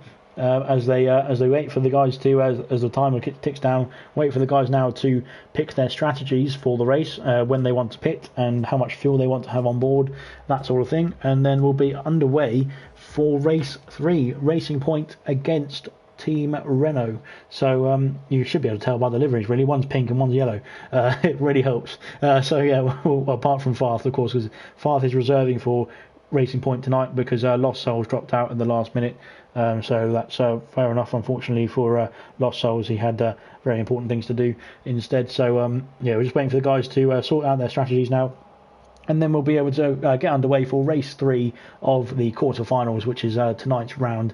So yeah, we're just waiting to see if waiting to see if anybody's ready to ready up. Rather, we've got Dan and Eat the Cookie, who we're waiting for now. Timer is ticking down, so yeah, we're just about to get going in a minute now, and then we'll watch as the 5 lights will come on, and we'll be able to start racing again in Canada. So we've got 3, 4, 5, and a bit of a pause now, and off they go. And yeah, we can see 3 Renaults in the top 3 spots there, as I need to put the position changes on and things like that, and we'll put on the tyre as well. As we've got Dan Murphy making a move on Milan, but he can't quite make it stick, and Farth is putting Dan under pressure as well. YBR is past Smithy now, as is Ayrton as well. Ayrton up to P6 and YBR up to P7. Farth and Dan in P5 and P4 respectively. But so it's a Racing Point 4th, 5th, 6th and 7th as it stands at the moment. Top 3 are all Renault drivers, and the bottom one is Smithy, who is a Renault driver as well. So it's all bunched up between both teams, really, it seems, apart from that one Renault driver of Smithy at the back as it stands. But of course anything can change later on in this race. But yeah, Farth is all over the back of his teammate of Dan Murphy, and he's probably going to be asking to be let through here. But Dan's not letting him through just yet, and he's going to be trying to chase down the pack, try to chase down the drivers in front of him. Of course, all 3 of the Renault drivers ahead are on the soft compound tyres. Of course, 3 of the Racing Point drivers are on the medium compound tyres, so could potentially go a bit longer in this race, or maybe they'll be trying to make an undercut later on towards the midpoint of this race as well. Everyone's coming through the final. As Ayrton hits the wall there, the wall of champions. Of course, it is the wall of champions for a reason. He has got through without any damage though, so well done to Ayrton, being able to carry on with this race on the soft compound tyres as he is now. Everybody's within DRS range. Twan is keeping up with Cookie just about as for Team Renault, and I think it's probably going to be a bit more of a team game for Team Renault tonight, because obviously they'll need to be able to try and keep that DRS intact to obviously defend themselves from the racing points behind as they are at the moment. So we'll see if anybody can jump the Renault guys and obviously split those top 3 obviously now or later on in the race as they come into the pit stop phases. But yeah, we'll find out in a few short laps, not a few 4 laps, but we'll get there in the end. Twan has dropped out of the DRS range of his teammate Cookie, so Cookie is now getting his foot down and getting out of the range of his teammates and also of the attackers behind them. And Dan is all over the back of Milan as he is at the moment. Ayrton is doing a great job. YBR is all over the back of his teammate there, so maybe there'll be some team orders and YBR will be let through, but we'll find out in a minute as we come up to the chicane, the final corner of this track. Farth has got a 3-second penalty for Racing Point, and that could come back to bite him. He is in P5 as it stands at the moment, not under too much threat. Cookie sets the fastest lap of the race for Team Renault, and yeah, we're waiting to see if there's going to be any movers and shakers in the next couple of laps or so. Of course, DRS has been enabled just now as Cookie crossed the line, so DRS is now enabled for all these drivers on this lap. Ayrton's got a 3-second time penalty for cutting the corner there, and yeah, we're waiting to see if anybody's going to make a move now with the DRS enabled, as Farf is cutting that corner as well, definitely. So he's probably got another warning there on top of the 3-second penalty that he already got. Ayrton's doing a great job of sticking with Farf, actually, with the DRS as well. So maybe there'll be some more team orders to let Ayrton through, and of course YBR, who's on the back of him as it stands at the moment. Smithy is doing a great job of keeping up with these guys, so potentially will be able to make undercuts later on in the race if he wishes to, of course. So it's Ayrton and YBR very close together, and there needs to be some more communication there between the two drivers. Ayrton has just kept hold of P7. YBR really didn't help his teammate there at all, and give him any favours at all there, was it? And unfortunately for Ayrton, he had to defend from Smithy, and he's going to be under attack now from Smithy into the final chicane. Is he going to go for the move? No, Smithy has got the move done, and he's up to P7 for the Renault team, and Ayrton has dropped down to P8, and that's all because unfortunately YBR was a bit too aggressive into the hairpin, and it really just pushed his teammate out too wide, and it just really came back to bite him. Twan he's still done a good job of staying out in P2, but he's not been able to make any gains on his teammate Cookie, and Milan is now he's in the DRS range of Twan, which I think is saving him from an attack from Dan Murphy as it stands for Racing Point. Farf has dropped off the back of Dan quite massively now. Maybe those medium compound tyres are wearing out a bit, but YBR is now within DRS range. Smithy has dropped out of DRS range of the Racing Points ahead, but Ayrton is all over the back of him now, making a move into the chicane. No, he's not quite made it stick. Zaki has put a lovely little photo in the Discord, but I'm not going to look at that right now. Thanks, Zaki, and we're waiting to see if there's going to be any more. If there's going to be any more moves down the back straight, as Ayrton has made a move, on Smithy into the hairpin, and he's made it stick, and he's going to have the DRS as well to utilise to defend now from the Renault driver behind him, and actually that might help him in this down this straight, as Smithy is going to be all over the back of him into the chicane, but he's made the move stick, has Ayrton, and he's going to have DRS down the main straight as well to defend also as well. Twan and Milan are not battling, but I think there's been a bit more team orders there, and Milan has gone through on both of them are Renault drivers. Milan has got through on his teammate Twan, and now Dan Murphy is all over the back of Twan as well. Milan has picked up a 3-second penalty going into sector 1, so that's going to be unfortunately come back to bite the Renault driver. Sorry, I need to get them all mixed up because they both begin with R, don't they? So they're very similar in that sense. So Dan Murphy can sense blood now, and he can try and get a move down on Twan. That's it. So we'll wait and see if he can get a move to stick. YBR is all over the back of his teammate Farf, so Farf should be letting him through if he can see who's behind him, looking in the mirrors. YBR is all over the back of him now into the hairpin, so I think there should be a position switch here. Smithy is right down the inside of Ayrton into the hairpin as well, and is going to have DRS again, so roles are reversed on this lap to the previous lap, and now Smithy's got DRS to defend from Ayrton down the main straight. Dan Murphy's all over the back of Twan here as they're into the final corner, down the main straight. Farf's got another 3-second time penalty, so that's 6 seconds for Farf as it stands. He has not let YBR through still, so he's not playing the team game at all at the moment as it stands, which is not good for Racing Point, unfortunately, as they've got a bit of chasing to do, because they've got 3 Renault guys out in the lead at this race at the moment. We're waiting to see if there's going to be any more overtakes in the next few minutes, or when the pit stops are going to happen, because nobody's made a pit stop as yet. They're on lap 6 of 18, so of course it may be a bit early for the pit stops just yet. We're waiting to see. As we've got a nice shot here of from Twan's diffuser of Dan Murphy gaining the braking zone just a little bit, and going through the middle chicane, second chicane, of the track. Coming up to the hairpin now, as Dan's dropping back a bit from Twan as it stands at the moment. But both of these, remember, all 3 of the guys up top, at the very top, are on soft compound tyres, so they should have better grip to start with. Ayrton's gone very deep into the hairpin there on Smithy, and I think these guys are going to be battling all the way through the race, it looks like. It seems YBR on his teammate Farf. He should let him through. Farf, I don't know if he's going to. Yes, he has. So YBR is now through up into P5. Ayrton is through as well on Smithy. Unfortunately, get another 3-second time penalty there for corner cutting. So he's up into P7. Is Ayrton. Farf and YBR have switched places and will carry on their battle later on in the race, of course. And we're waiting to see who's going to make the next pit stop, or the first pit stop rather. Dan is all over the back of Twan as it stands right now. Twan's doing a great job of defending from the Racing Ball driver. Is faking to the inside as Dan Murphy, but he's not making the move. And Twan's under a lot of pressure now, isn't it? You can see the gap is very close between Dan Murphy and Twan. And down into the middle chicane. Is he going to make a move? I don't think so. Is there a bit of coming together there? Was there? I'm not sure exactly. But Twan is dropping out of the DRS range of his teammate Milan, so that will really help Dan down into the main straight as they looking down the inside into the hairpin, but not quite making a move stick. And I'm not sure if Twan's going to have DRS. We'll find out on board with Dan, or not find out on board with Dan because we'll switch cameras. But it doesn't look like Twan's got DRS on this occasion. So Dan is going to be all over the back of Twan right now. Up into P3 for Racing Point goes Dan Murphy, and into the final chicane as Milan makes an early pit stop. So does Cookie. Cookie and Milan are both in the pits for Team Renault. As is Twan, of course, as well. So all three of the Renaults who started, P1, P2 and P3 are in the pits now for Team Renault and making a switch to the medium compound tyres. Obviously starting on the softs. Ayrton is also in for Team Racing Point, the first of the Racing Points to make a pit stop, and he's away on the medium compound tyres also. So the bottom four have now all made a pit stop for the medium compound tyres. The top four are all on the medium compound tyres which they started on, are yet to make a pit stop, of course. So Dan Murphy, YBR and Farf for Team Racing Point, and Smithy for Team Renault, who is dropping back a bit from the lead group as it stands at the moment, but I'm sure it will come back into his favour obviously later on in the race when he's on the softer compounded tyre as well. Mike has said, believe so. Yes, we believe. Yes, we always believe, Mike. Always.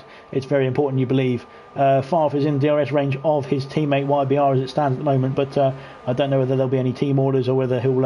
obviously, YBR has got past Farf earlier on in the race, so we'll see if there's going to be any changes between the teammates there. I don't know if the guys out in front are going to make a pit stop now, or are they going to carry on. Dan Murphy's carrying on. He's got a 3-second time penalty there for the corner cutting on the Wall of Champions chicane as Farf has done, I think, on two occasions. So he's got 6 seconds as Farf. Dan has got 3. I don't know about YBR at the moment or Smithy. I think everybody else is all right. Milan's definitely got some penalties. We saw that earlier on in the race. I'm not sure about Twan, and Ayrton has got 6 seconds, I believe, of penalties, so that will come back to hurt Racing Point, I think, later on in this race, as he's not having a good luck on that entry on that chicane, is he? So we'll wait and see if there's going to be any moves on that one. We'll just wait and see the next round of pit stops from the guys who are first, second, third and fourth as it stands at the moment. Everybody else from P5 downwards has made a pit stop, so they do not have to pit again. Obviously they can if they choose to, but they do not have to pit again. So we're on board with a lovely shot here of Far's front wing, and reserving for Racing Point tonight. Unfortunately, Lost Souls, who was due to race tonight, dropped out with about 5 minutes to spare. So unfortunately, we had to get a reserve in as quickly as we could. And so Farf is now in, and Cookie is all over the back of his teammate Smithy now. So Cookie is going to be, who's obviously pit for fresh rubber, is going to be past Smithy as Smithy lets Cookie through. So that's Cookie in the net lead of this race as it stands. Dan Murphy for Racing Point is in the pits. YBR is also in the pits, as is Farf. So the top 3 are pitting now. Smithy is going to pit as well, is he? No, Smithy's going to carry on. So Smithy's carrying on for Team Renault. Cookie is going to resume the lead of this race, and I think he's going to come out ahead. Well, we'll find out as Dan Murphy is exiting the pits now. Smithy's carrying on, of course. Milan is ahead of Dan, as is Twan, I think. We'll find out, as obviously the pit exit is a bit strange around here, isn't it? But no, Twan has made the move stick on Dan Murphy. Of course, Twan did make that move previously, as Ayrton has jumped Farf in the pits there. I'm not sure how that's happened. How has that happened? Well, I don't know. That's very confusing for me. But we need these guys need to get after. Maybe it was a 5-second penalty he was serving or something like that. But so these guys need to get after the Renault guys in front of them at the moment as it stands, because of course the only person who's yet to pit is Smithy. But as it stands, both the top 3 will be Renault drivers when Smithy pits as well. I think Smithy will drop down to the back of the pack as it stands as well, due to the time that he's going to lose in the pit lane. But it's not been a bad spell for Renault in this first stint of this race.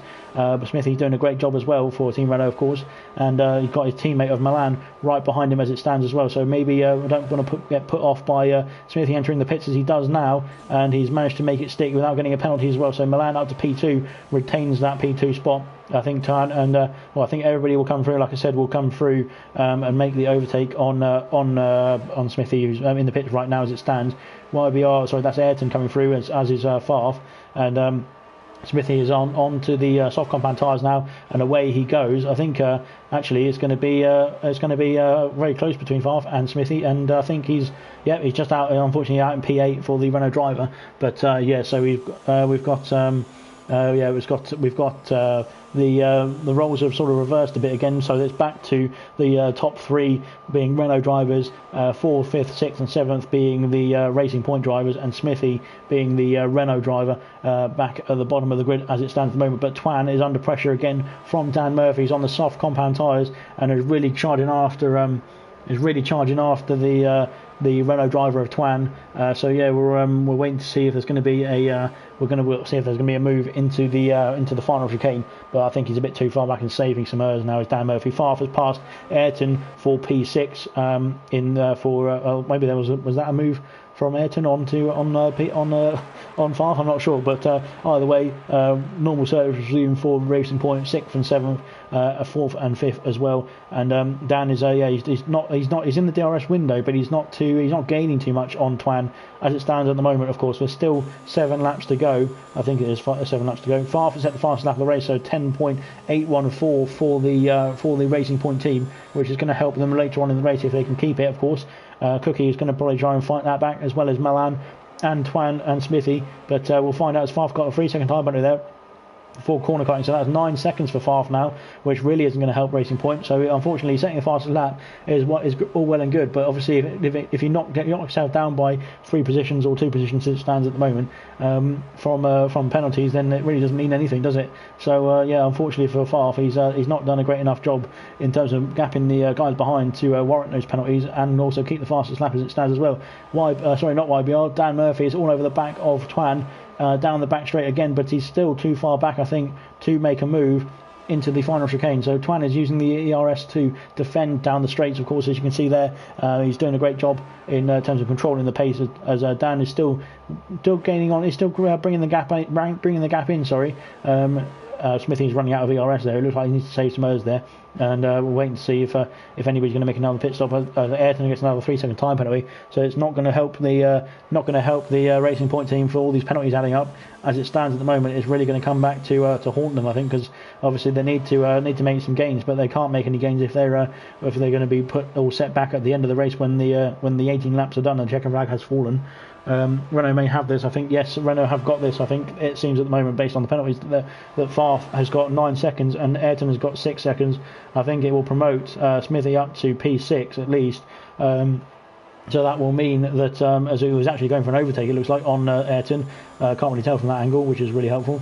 There we go. And so it looks like Smithy's going for an overtake into a bit of coming together there. Ayrton's in the wall, and it looks like Smithy's taken that P7 off of Ayrton.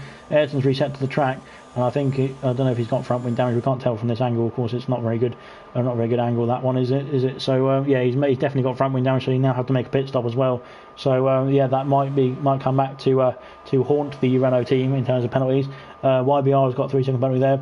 So again, more penalties for Racing Point, which is adding up, and are really just going to hurt them later on in this race, or at the very end of this race, of course, when they all cross the line. But Dan's still not being able to make a move on the Renault driver of Twan, and in the meantime, Milan and Eat the Cookie have just gapped the guys who we're watching here, and made a really good impression on the lead, so that they'll be able to obviously quite comfortably control their positions. Obviously, when the checker flag falls, and they'll be finishing P1 and P2 as it stands at the moment. It seems. I think Milan's the only one out of the top 2 who's got 3-second penalties. So really well controlled from both the guys there. Cookie's improved on his performance from Russia yesterday in the final group stage round, which was a bit of a shocker for him. He still got fastest lap, of course. But it was a very very interesting to watch that, and I think he did a really good job of recovering. But here we go with Dan on the back of Twan down into the chicane. He's going to make a move. He's made the move, and he's made it stick as well. So Dan is up to P3 for Team Racing Point. That's what they really need. They really need that. Cookie's got a 3-second penalty, but it's not going to hurt him as it stands at the moment, because Milan is too far back, and Milan is his teammate and he also has a penalty. So I don't think that's going to hurt him at all, really, as it stands. Now Dan needs to get after Milan and try and get a move on the Renault driver to make some inroads for Racing Point. See if he can make some point gains for the Racing Point team. and yeah, we'll see if he can do that in the next few stages of this race. Of course, he's on the soft compound tyre, so he should be able to gain on the medium running Renault driver in front of him. But of course, that just depends on the actual performance of the drivers themselves as well. So we'll wait and see if he can make those inroads. 2 seconds behind he is at the moment as it stands. Twan is going to be in DRS range as it stands, but he's going to be dropping out of that. It looks like later on in this. Oh, he's going to have DRS around down the back straight, isn't he? We'll find out if he can make a move back on Dan to reclaim third spot for Renault. But as somebody with a very big engine goes through, Dan is still within that 2 second window of Milan. Cookie's actually dropped back. The gap's actually dropped back to Milan, down to 4 seconds between Milan and Cookie. So maybe Cookie had a bit of a problem on that lap, but otherwise he's doing all right to maintain the gap. Twan is outside of DRS range, but of course has DRS from the hairpin detection zone. It's just keeping him within that window as it stands at the moment, but I think he's going to be dropping back now. Farth needs to create another gap. YBR's got the 3 second penalty there, so that's 6 seconds for YBR. Again, those penalties are going to come back to really hurt Racing Point later on in this race. Farth needs to gap 9 seconds to Smithy. To be safe with his penalties. YBR needs to gap 6 seconds to Smithy to be safe from his penalties. So YBR at the moment is safe, but Farf will be dropping down all the way down to P7. Ayrton's on his own at the moment as it stands, with having to make that extra pit stop for a new front wing with the coming together with Smithy. So I'm sure he'll be able to have that looked at later on after the race, of course. Twan is outside of the DRS range. Dan is bringing the gap down to Milan, but I don't think he's going to be doing it quick enough really as it stands, because the gap's now 1.8, 1.9, and he's only got 2 laps to go when they cross the finish line after this chicane. So I think he's going back up to 2 seconds now, isn't it there? So yeah, I think unfortunately for Dan, I think that's the highest he's going to be able to finish. Full of upsets, says Mumford. It looks like it is full of upsets at the moment, although these two teams are fairly matched, I think, and they've been doing a great job obviously performing to get through this far as well, get through the group stage and do a good job. So yeah, we're just waiting for the checkered flag to fall. We've got 2 laps, this lap and the next lap to go, and we'll wait and see if there's going to be any moves, any shakes, and any groundbreaking activity. We'll find out in a minute. Of course, hopefully we will anyway. What YBR could be doing here is trying to get Favre in the DRS window so that he can, of course, pull his teammate along and then try and extend that gap back to Smithy. Because if Smithy gets the 3 second penalty, as Twan has got a 3 second penalty just there, and Ayrton has got 3 second penalty again. So Ayrton, unfortunately, has got about 12 seconds penalties now, I think. So he's definitely going to be finishing P8, unfortunately, as it stands, unless somebody retires the car. So on the last lap or on this lap. But so Favre is now within that DRS window. I think the Racing Point team have heard me there, and they've basically pulled Favre a bit closer to the YBR, so that way they can pull away from Smithy in P7 and try and extend that gap, because both these drivers, YBR and Favre, have got a lot of penalties, and Smithy is still within that window to jump them as the checkered flag falls, when they're taken into account, of course. So Dan's got another 3 second penalty there, so that's not good for Team Racing Point. And we'll wait and see if he can because obviously Milan has got 3 seconds, but as it stands, he's 3 seconds back from he's over 3 seconds back from Milan in P2. Twan is all over the back of Dan, and I think actually with Dan's 6 seconds, Twan could jump Dan back for P3 if he stays within that 3 second window. YBR's got another 3 second penalty. That's 9 seconds for YBR and 9 seconds for Favre, and they're not pulling away from Smithy as it stands at the moment, and both of them looks like they're battling, actually they're fighting each other, it looks like, so that's not working at all for Team Racing Point. Ayrton's coming across the line to start the final lap as we go back on board with Cookie. As we're going to watch as Favre. No, Favre can't make an overtake there. So Cookie going to come down the final corner, or down the final straight, into the final chicane, across the wall, past the wall of champions, and across the line. He's going to come to claim the victory for Team Renault, and crosses the line in P1. Milan is coming along, and he's going to cross the line, I believe, in P2. We'll find out penalties in a minute. Dan crosses the line in P3, but Twan jumps in for P3, and he claims the victory. Well, claims the third step on the podium, I should say, for Team Renault. Dan in P4. Favre has jumped YBR, but penalties will come back into play. YBR is up to P5, Favre into P6. Smithy is going to cross the line up into P5 for Team Renault, and Ayrton is going to cross the line in P8. So let me do some quick maths here. I'm sure it's pretty much foregone conclusion, it seems at the moment. But yeah, P1, 2 and 3 for Team Renault, and P5 is 6 points for Team Renault. So that's 33 as it stands for Team Renault there. Ayrton crosses the line and going to be in P8. So that's good for for Racing Point. 4 points for 7th for Farf. 5 points for 6th for YBR. And then it was Dan finished in 4th, which is 7 points also. We'll just wait and see who got the fastest lap there, and then we'll find out in a minute who's going to get the extra point, of course. But it definitely is, unfortunately for Racing Point, a Renault win in this occasion, as we watch the top 3 all Renault drivers celebrating on the podium steps here in Montreal. And yeah, really good racing. I think it was very good racing from both teams, but unfortunately the penalties really came back to bite Team Racing Point, and it really ruined their race at the end of the race. The fastest lap was set by Farf there, so it was it was a 10. What was it? Sorry, I'll just put the Racing Point. Let me find the P. There we go. Racing Point. It was a 110.814, I believe. I'll just double check because I've been wrong already today. And yes, it is. So that's Farf with Racing Point, 110.184. So that's an extra point for Racing Point, but it means Renault are through to the semi-finals, 33-20 in their favour in race 3 of the quarterfinals. So well done to Team Renault, really pulling out all the stops in that race, and they've done a great job of coming home and crossing the line in the top spot for race 3 in the quarterfinals. So well done to Renault.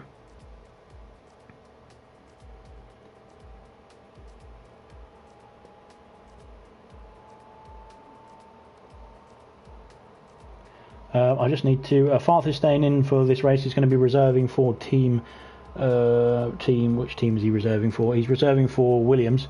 So yeah, I just need to get the team captains in for the next race, and that's FIFA Beefy of Alfa Romeo and Granty of Williams. And I need to invite one more reserve as well, because we're having the Gort join us for Team Alfa Romeo tonight as well. If I can find him. I can't find him, which is great. Sorry about this. We'll find it. There he is. So just waiting for. We'll get rid of Milan. Sorry, Milan. Well done in winning the quarterfinal for Team Renault, and of course Twan as well. We've got FIFA Beefy and Granty, the captains of Williams and Alfa, Farf reserving for Team Williams tonight, and the Gort will be joining us as well for Team Alfa Romeo. So yeah, really good race that one, and we'll just wait. We've got 10 minutes until the next race is underway, but obviously if we can get the guys in earlier, we can get cracking earlier, and yeah, we'll wait and see if we can crack on with the final race of the night, the final race of the quarterfinals, and yeah, we'll see who's going to be coming out on top in this one. It will be an interesting one to see who's going to win in between Team Williams and Team Alfa Romeo. Very close teams, I think.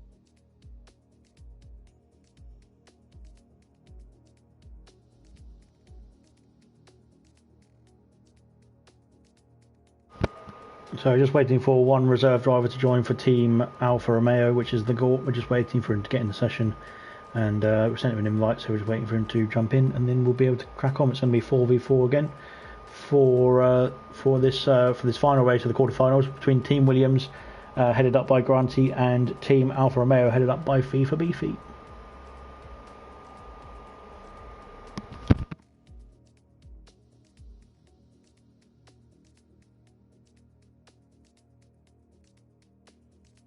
Oh, and just as I mute my mic, he's in. So, yeah, so anybody... Oh, we're all ready to go, really. I think everybody else is in the lobby is already ready to go. We can ready up and crack on with the final race of the quarterfinals of the night.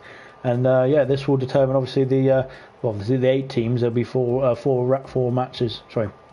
The 4 teams, the 2 matches of the semi-finals, which will be coming up this Friday.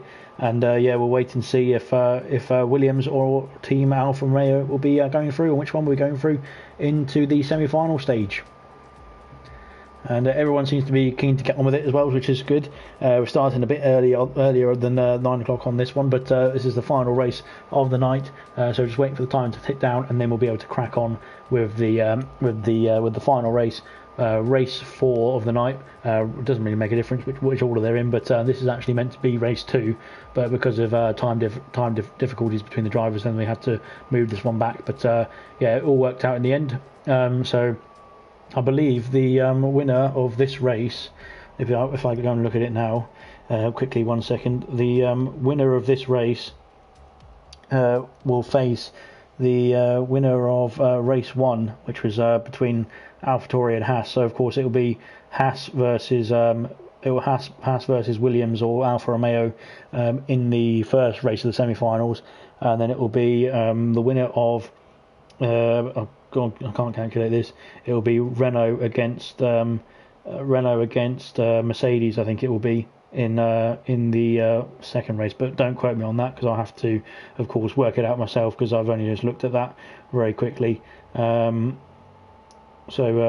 Yeah, so we're waiting to see if when the guys have loaded up the setups and everything like that and got everything ready, then we can crack on with the final race of the night. So yeah, we're just waiting for everyone's ready to go. We're just waiting for them to load their setups and get cracking.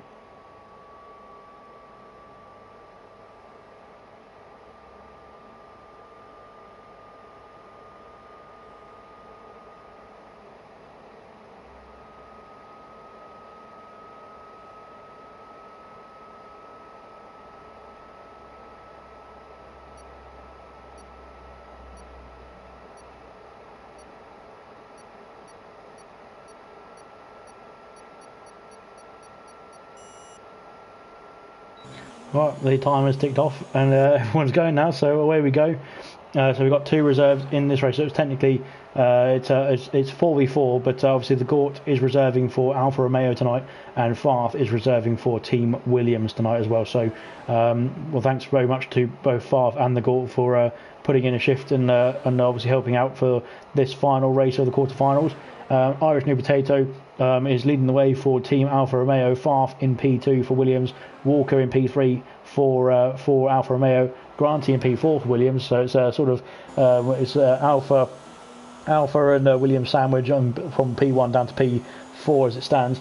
And then Exile in P5 as it stands for Williams, the Gort for Team Alpha in P6, FIFA Beefy in P7 for Team Alpha, Serious Mushroom in P8 as it stands for Williams as well. So it's pretty evenly spread as it looks at the moment. Of course, obviously anything can change in the quali laps, but as invalidations and things like that. But it looks very close between both teams as it stands in the one-shot quali. Of course, it's difficult to tell what everyone's like in the qualifying sessions, as Walker retired from the race, retired from the session rather, from the qualifying session. Granty is in P2, but not Serious Mushroom, Irish New Potato sets the fastest lap of the qualifying, one-shot qualified in the final race around Canada tonight.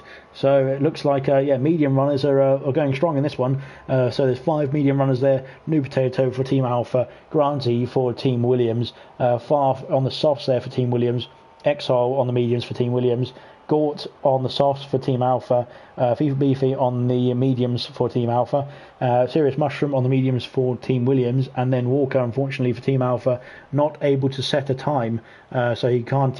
He wasn't able to get a time because I believe he invalidated one of the corners. Got a corner cutting warning, which means that your lap is invalidated for the. Your lap is invalidated for the qualifying session, but it doesn't really matter because there's only 8 drivers in the session. You can still make up places through the race. 18 laps around Canada we've got to go, and we'll just wait and see as the timer ticks down again. This time they're loading up their tyre strategies and things like that. And then we'll wait and see as they come through to load up as they get onto the grid. As you can see them just there on the right hand side, just about on the grid there. But Serious Mushrooms loaded up and Irish New Potatoes loaded up. So just waiting for the rest of the guys to get their strategy sorted. Obviously deciding which lap they want to pit and what tyre they want to go on, and then sorting out the fuel levels as well before we get underway.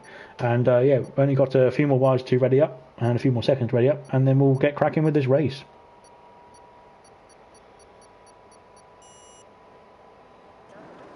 And we're live. So 4 lights are on, 5 lights are on, and then we are racing any second now. Off we go now, and a really good start I think there for Irish New Potato, getting away from Farf. Farf obviously reserving for Team Williams. He's looking down the inside of New Potato, but he can't make the move stick. We'll put the tyre things on and all that stuff. So we can see what tyre they're on. Exile has passed Walker, or Walker has passed Exile, I think, into the first chicane of the track, and that's a good gain from Walker. I think he's actually moved up 3 places. We should find out actually if we look here. 3 places for Walker, 3 places for FIFA Beefy, and 1 place for Farf. Everybody else, unfortunately, who's moved has dropped down. New Potato is the only one who stayed in their position, obviously starting from the front of the grid in this race. And away they go. A very close race, and again we expect from these 2 teams. I think, like I saw in the qualifying, that it was very close together between both of them anyway. So I think the race is going to be just as close, if not closer. The Gort there is having a bit of problem trying to get the steering angle in around the hairpin down in P7 as it stands for the moment for Team Alfa Romeo. Serious Mushroom, who's done a good job in most of the group stages, is dropping down to the back of the grid at the moment as it stands. But on the medium compound tyre, the Gort should be a bit faster than at this stage of the race, of course. Walker is all over the back of his teammate FIFA Beefy. I don't know if FIFA Beefy is going to let him through or not. Looks like he is. Around the outside goes Walker, and FIFA Beefy is defending from Exile now as Walker moves up to P4. German says Irish is too good. He says, I think, actually, to be fair, I think Garanti and Favre they're in DRS range of him still, so obviously on lap 2 there's no DRS active just yet. It will be activated next lap, but we'll see later on in this race if either of them can catch up with New Potato. Sorry, I nearly swallowed my tongue, as Sean would say, Sean would do rather. At the back it's really close. I think it's closest to the back as it stands at the moment. We're right on board with Serious Mushroom as from P8 as he's all over the back of the Gort, who's reserving for Team Alpha, and his teammate Exile ahead of the Gort as it stands at the moment, going into the hairpin side by side. We'll see from this angle as they go in very deep. Is the Gort? He's still defending that position. He's still got that P7 for Team Alpha as it stands. And Serious Mushroom is back into P8 as he's using that quite a lot of his errs. Is Serious Mushroom trying to attack down this straight? No, I don't want Siri again. Every time I say, sorry Siri, I don't really care about you, but you just get out of my way, would you? Because Siri is trying to activate now that I'm saying Serious Mushroom. New Potato sets the fastest lap of the race, but still Farf is in that DRS window, as is Granty on Farf as well. So both of these two guys are second and third in Team Williams. Walker is doing a great job. He's actually jumped up from 8th position up to P4, being let through on the last lap by his teammate FIFA Beefy, of course, who is under pressure now from Exile for Team Williams. The Gort is putting Exile under pressure as well, actually, for Team Alpha. So the bottom 4 at the moment are the ones who are doing all the battling. Granty is Farf's dropped out the DRS window of New Potato, so maybe German was right there, but Granty's going to have the DRS on his teammate, so maybe there'll be some team orders to come into play between Farf and Granty. The Gort is all over the back of Exile now as it stands, but of course the DRS is activated now, so they will all 3 of these guys, while they're behind FIFA Beefy, will have DRS to try and make overtakes, but of course there will be sort of DRS training themselves all the way along the straight themselves as well. Granty is saving some errors behind Farf, so he's not waiting. He's waiting for that opportunity to pass his teammate. But I think it looks like Farf got a 3-second time penalty there as he's gone through the final chicane. Granty's looking for a move, but he's not letting Farf's not letting him budge just yet. Exile is really close to the back of FIFA Beefy now as Gort going in deep into turn 1, but he's managed to get on the brakes just in time to stop the slide into Exile. But yeah, really close racing at the back there, and Granty and Farf are I think they're out of the DRS window now of New Potato, so they really need to switch some strategies around. Obviously, Granty is on the medium compound tyre and Farf is on the faster, supposedly soft compound tyre, but they're not being able to keep, well, Farf's not being able to keep up with Exile with New Potato, sorry, as it stands at the moment. But really, I think they should release Granty and see if he can get after New Potato to bring that gap down. Back of the grid at the moment as it stands, or back of the standings at the moment, is the battle still resuming between Team Alpha and Team Williams, as Gort going very deep into the hairpin yet again, as a serious mushroom look like there as well. Just saw his front wing pop out as Farf and Granty have switched positions. So now 2.3 seconds is the gap to New Potato for Granty to try and reel in. Exile has passed FIFA Beefy for Team Williams. Up into P5 is the Williams driver. So now it's there's a 2-car Alpha in the middle of a Williams sandwich, Exile and Mushroom, P5 and P8, and the Gort and FIFA Beefy for Team Alpha in the middle of those two.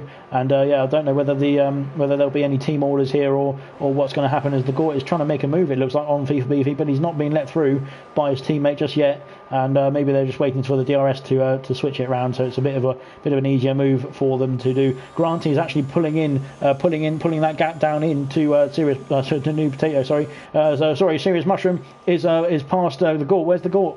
He's in the wall. I don't know what's happened there. We didn't see it obviously on stream, but the Gort is in the wall. He's not got any damage. He's spinning it around, and he spun it around too much there as well. So I don't know what he's. Oh dear. Well, I don't know what he's doing there. That's just. That's not helping himself or the tyres or the team, really, is it? Unfortunately, he's still got DRS, which is good. He can carry on now, and down the main straight. The Granty has actually gained on New Potato. It's almost under 1 second now as the gap to the leaders, as the Gort has spun again. As all those spins that he's been doing, he's been wearing out those tyres and putting the temperature through those tyres so much that it's just going to hurt him even more later on in this race, later on in those corners, as he's found out himself there. And unfortunately for him, that's really just ruined his race. I don't know whether there was any contact with Serious Mushroom, but of course the Gort was ahead of Serious Mushroom, I believe, actually, at the time. So maybe Serious Mushroom was going for an overtake, but I don't think so. We'll find out in a minute, as I'm sure it will be made aware to us later on after this race. But the Gort now needs to make a pit stop, I imagine, for those medium compound tyres. And Granty has made gains on New Potato to get within the DRS window, so he's now got DRS on the Alfa Romeo driver, up into Farf's got another 3-second time penalty. That's 2 time penalties for Farf already in 6 laps. Irish is too good, says Gurman, but I think he's going to be under pressure in a minute from Granty for Team Williams, on the medium compound tyres. Both these guys are on the medium compound tyres. There's only one runner, as the Gort has pit obviously from the soft tyres to the medium compound tyres now. There's only one runner left on the soft, which is Farf, who's in P3 as it stands at the moment. Granty is all over the back of New Potato now as it stands, and we'll be looking to get after him on this lap, and obviously on the next lap as well. Irish has 3 seconds. I saw that as well. Yes, Mumford, Serious Mushroom, has passed FIFA Beefy into the final chicane, and away he goes up into P6. So unfortunately for Team Alpha, they're in P7, P8, which has not looked good for any of the other teams. Of course, we saw McLaren in P7 and P8 in around this stage of their race as well, and unfortunately it didn't come round for them as well. But of course, the penalties will add up, of course, to and that's I think the only ones who've got. Oh, as we got who we got there? I think it was Walker there, going all over the place with the Alfa Romeo in Sector 1 there. And I think that was maybe trying to warm up the tyres, or maybe trying to do something or other. But he was going all over the place. I thought he was going to be off into the wall there. Irish has got 3 seconds, and we have confirmed Farf has got 6 seconds for Team Williams. So Team Alpha definitely got 3 seconds. I don't know if they've got any others from other drivers, But and then we've got Farf with 6 seconds for Team Williams as it stands at the moment for now. Obviously, the court has made an early pit stop, so he's actually quite close to being lapped, I believe. Actually, he's going around turn 2 now. As New Potato is battling Granty. He's kept the lead of the race as it stands at the moment, but Granty is still all over the back of him into as they cross the line to begin lap 8. Walker has passed Farf. Farf is in the pits. That is why. So Farf is in the pits for the Williams team, putting on a set of medium compound tyres, and away he will go.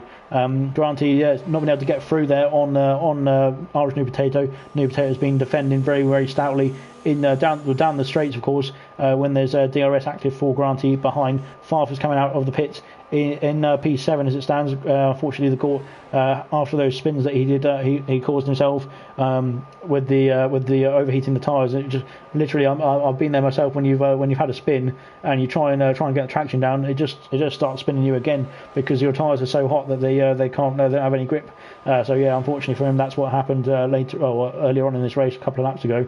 Granty all over the back now of New Potato, around the hairpin for lap 8, and he's going to be all over the back of him, I think, down the back straight with DRS activated as well, as New Potato is defending with overtake, but Granty of course is overtake and the DRS to help him, and he's going to be on the inside, and he's made the move stick on the Alfa Romeo driver, and Granty's on the wall there. He's gone in the wall as Granty, and New Potato takes the lead back.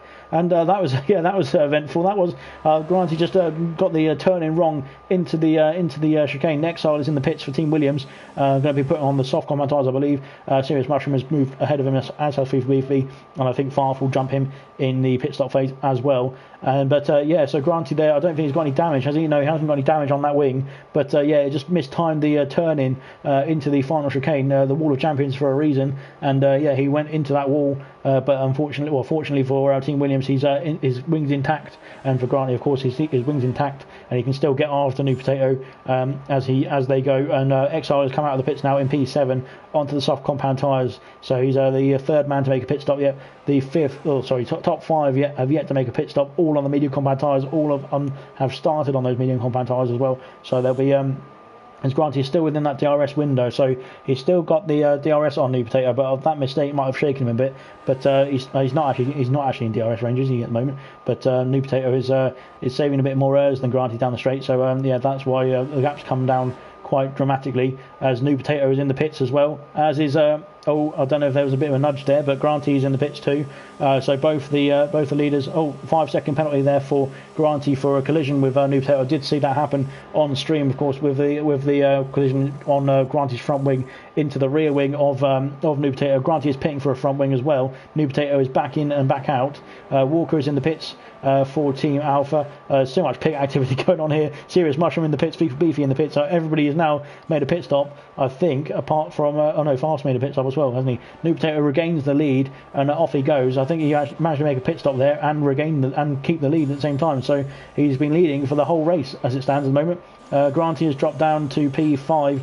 His teammate Exile is ahead of him now. Serious Mushroom in P6 and FIFA Beefing in P7. Sorry, as it stands at the moment. The Gort is doing a great job of keeping going. But I think that, as I said earlier on, that race, that spin really ruined his race. We'll see if later on if there was any contact.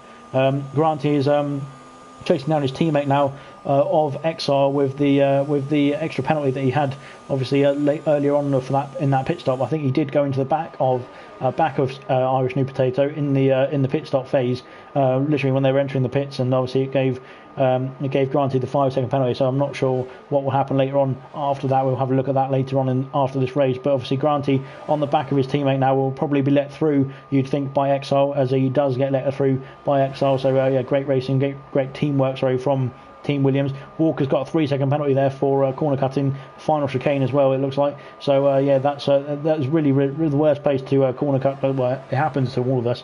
It's definitely happened to me before, but it's just the worst place, because it really, like, the entry can ruin your corner if you get it wrong, and of course, and so you need to make sure you get that right. But of course, if you get it too right, you get a corner cutting warning. So it comes back to bite you. That one is one of those corners, unfortunately. But if you get it right, it feels really good as well, to be fair. Exile is going to be within DRS range still of his teammate Granty, but he's going to be, he's pulling away his Granty at the moment as it stands. At the moment it is The lead car is Alfa Romeo, followed by Farf for Williams, reserving tonight. Walker is Alfa Romeo as well in P3. Granty, Exile and Mushroom, P4, P5 and P6 for Team Williams. And then we've got FIFA Beefy and the Gort for Team Alfa Romeo in P7 and P8 respectively. Unfortunately, the Gort is trying to make some gains on the guys ahead of him, because he had a bit of a spin earlier on in the race around lap 6 or 7, where he came a cropper with the overheated tyres. New Potato set the fastest lap of the race, so that again would be an extra point for Team Alfa Romeo. Sorry, I was going to say AlphaTauri there, but it's Team Alfa Romeo.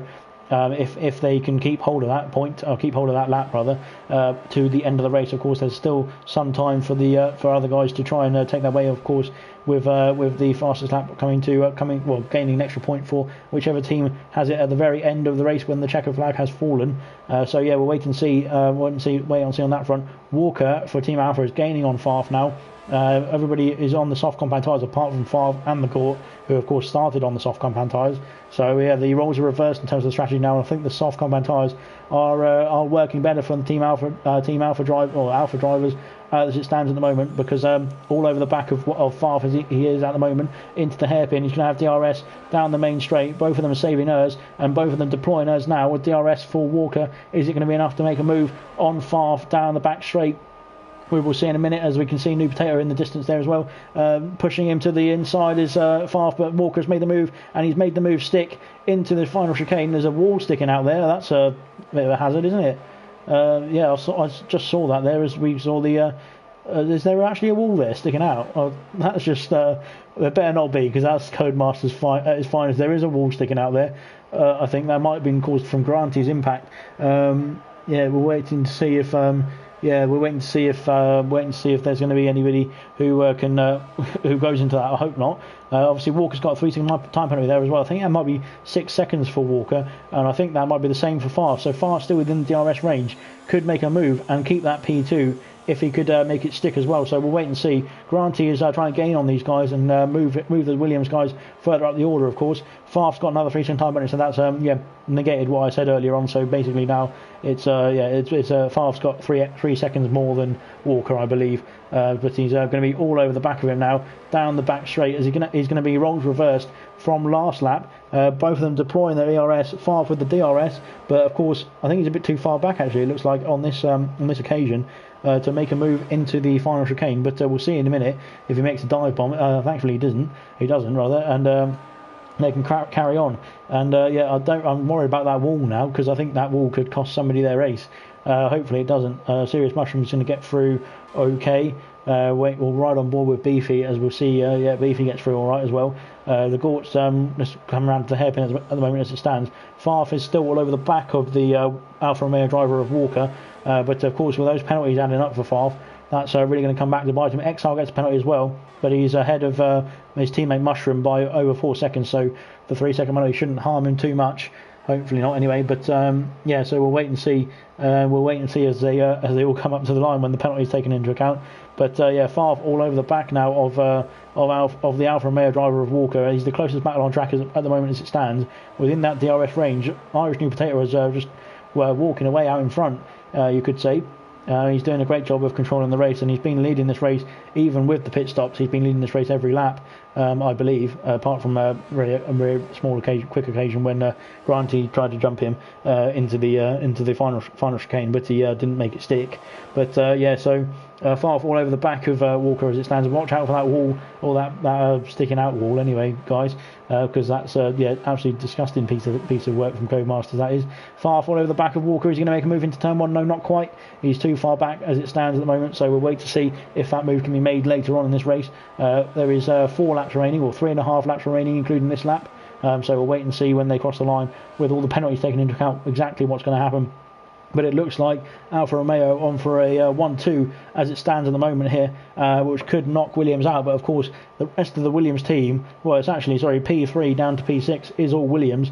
and P7 and P8 is also Alpha. So it's it's gone well for 2 Alphas, and it's gone badly for 2 Alphas, it looks like. And in the meantime, the Williams guys are all in the mid pack and just getting the penalties. So it seems like one of them's taken the hit, one team's taken the hit. It seems like that's been the theme for the quarterfinals. Really, there's been one team taking all the penalties and one team performing pretty well. So yeah, we'll wait to see if that's going to follow the same theme later on in this race. But when the checker flag falls, but we've got Farf who's gaining on the back of Walker, but he's not going to have enough straight, I don't think, to make a move into the final chicane. No, he's not. He's turned the ERS down and he's going after him again, but he's going to run out of laps, I think, if he's not going to make a move very soon. Grant is trying to gain on these guys as well, but he's just too far back, I think, at the moment. Farf's going for a move. He's been spun out there by Walker as he's spinning the car back round to regain or get back on track. I think that was a bit of an audacious move from Farf, but we'll find out as he's been passed by Granty and Exile for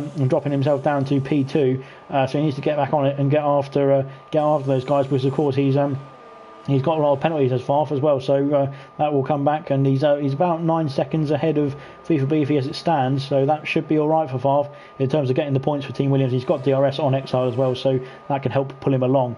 But yeah, I'm not sure exactly what Farf was doing there. I think that was a bit of a optimistic move that was on Walker into the first turn. But it's helped. Granty's getting on the back of Walker now as well. So he's got 2 laps and a couple of corners to go to the end of this race. So Granty, if you can get within that DRS window of Walker and get after him and try and obviously close that gap in, get the overtake done on the Alfa Romeo driver, then we can see maybe Granty getting as Walker's got 3 seconds. Oh, that was close to that barrier. Granty just about got through, but he's all right. Yeah, so Walker's got another 3 second time penalty there, so that's actually 6 seconds for Walker, I believe. So Granty might be all right.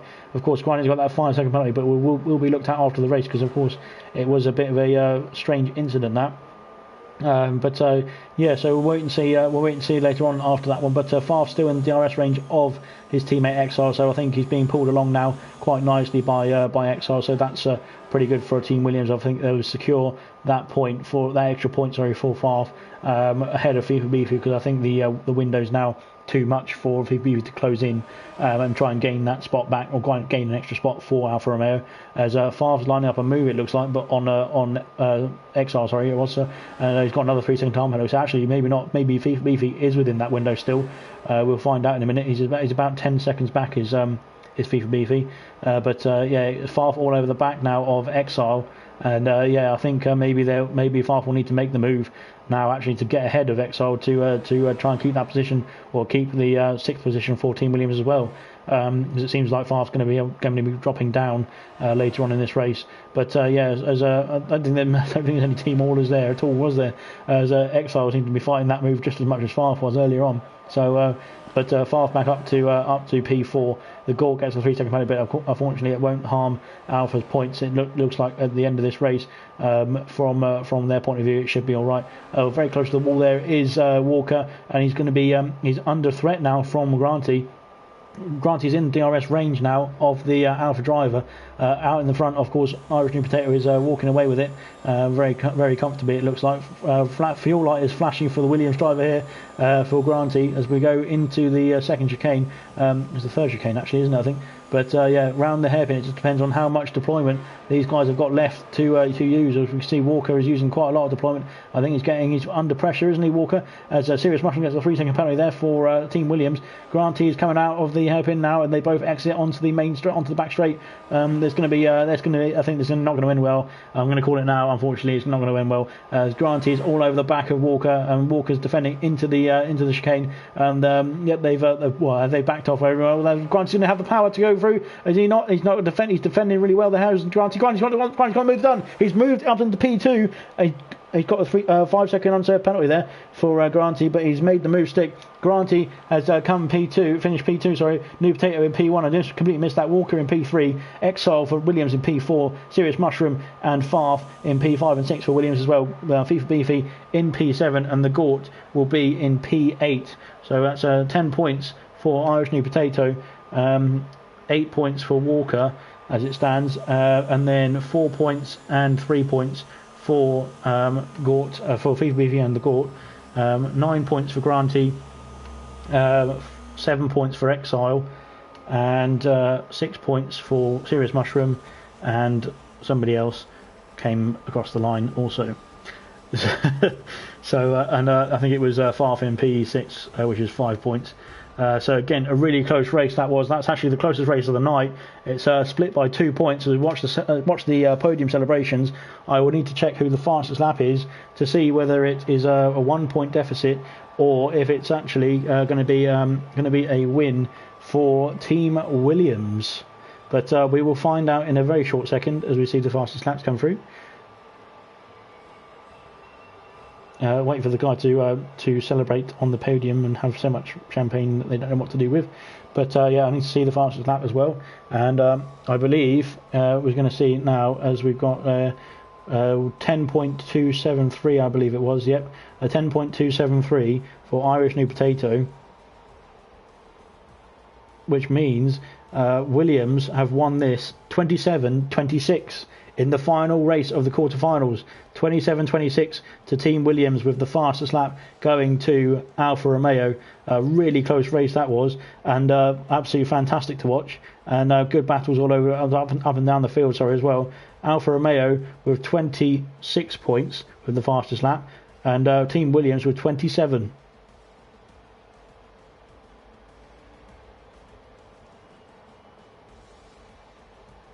So I've just updated the score, in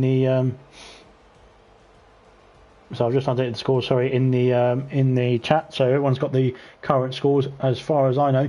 We'll wait and see if there's anything that needs to be looked at, obviously, after that race. But yeah, obviously the 5 second penalty I think Granty actually had would not have affected the standings at all in either way, because obviously the 6 second gap, 6.4 second gap to New Potato in P1. So if that 5 second penalty was removed for Granty, it wouldn't make a difference. But really close racing from both teams. 27 to Williams, 26 with the fastest lap to Team Alpha, the closest race of the quarterfinals, and yeah, absolutely fantastic race to end it on as well. I think we're either stuck in the session now, or we're waiting for somebody to ready up. But yeah, I just want to say very much thank you to everybody who's turned up for the quarterfinals today. So congratulations, of course, are in order for Team Haas, who won the very first race against Team AlphaTauri.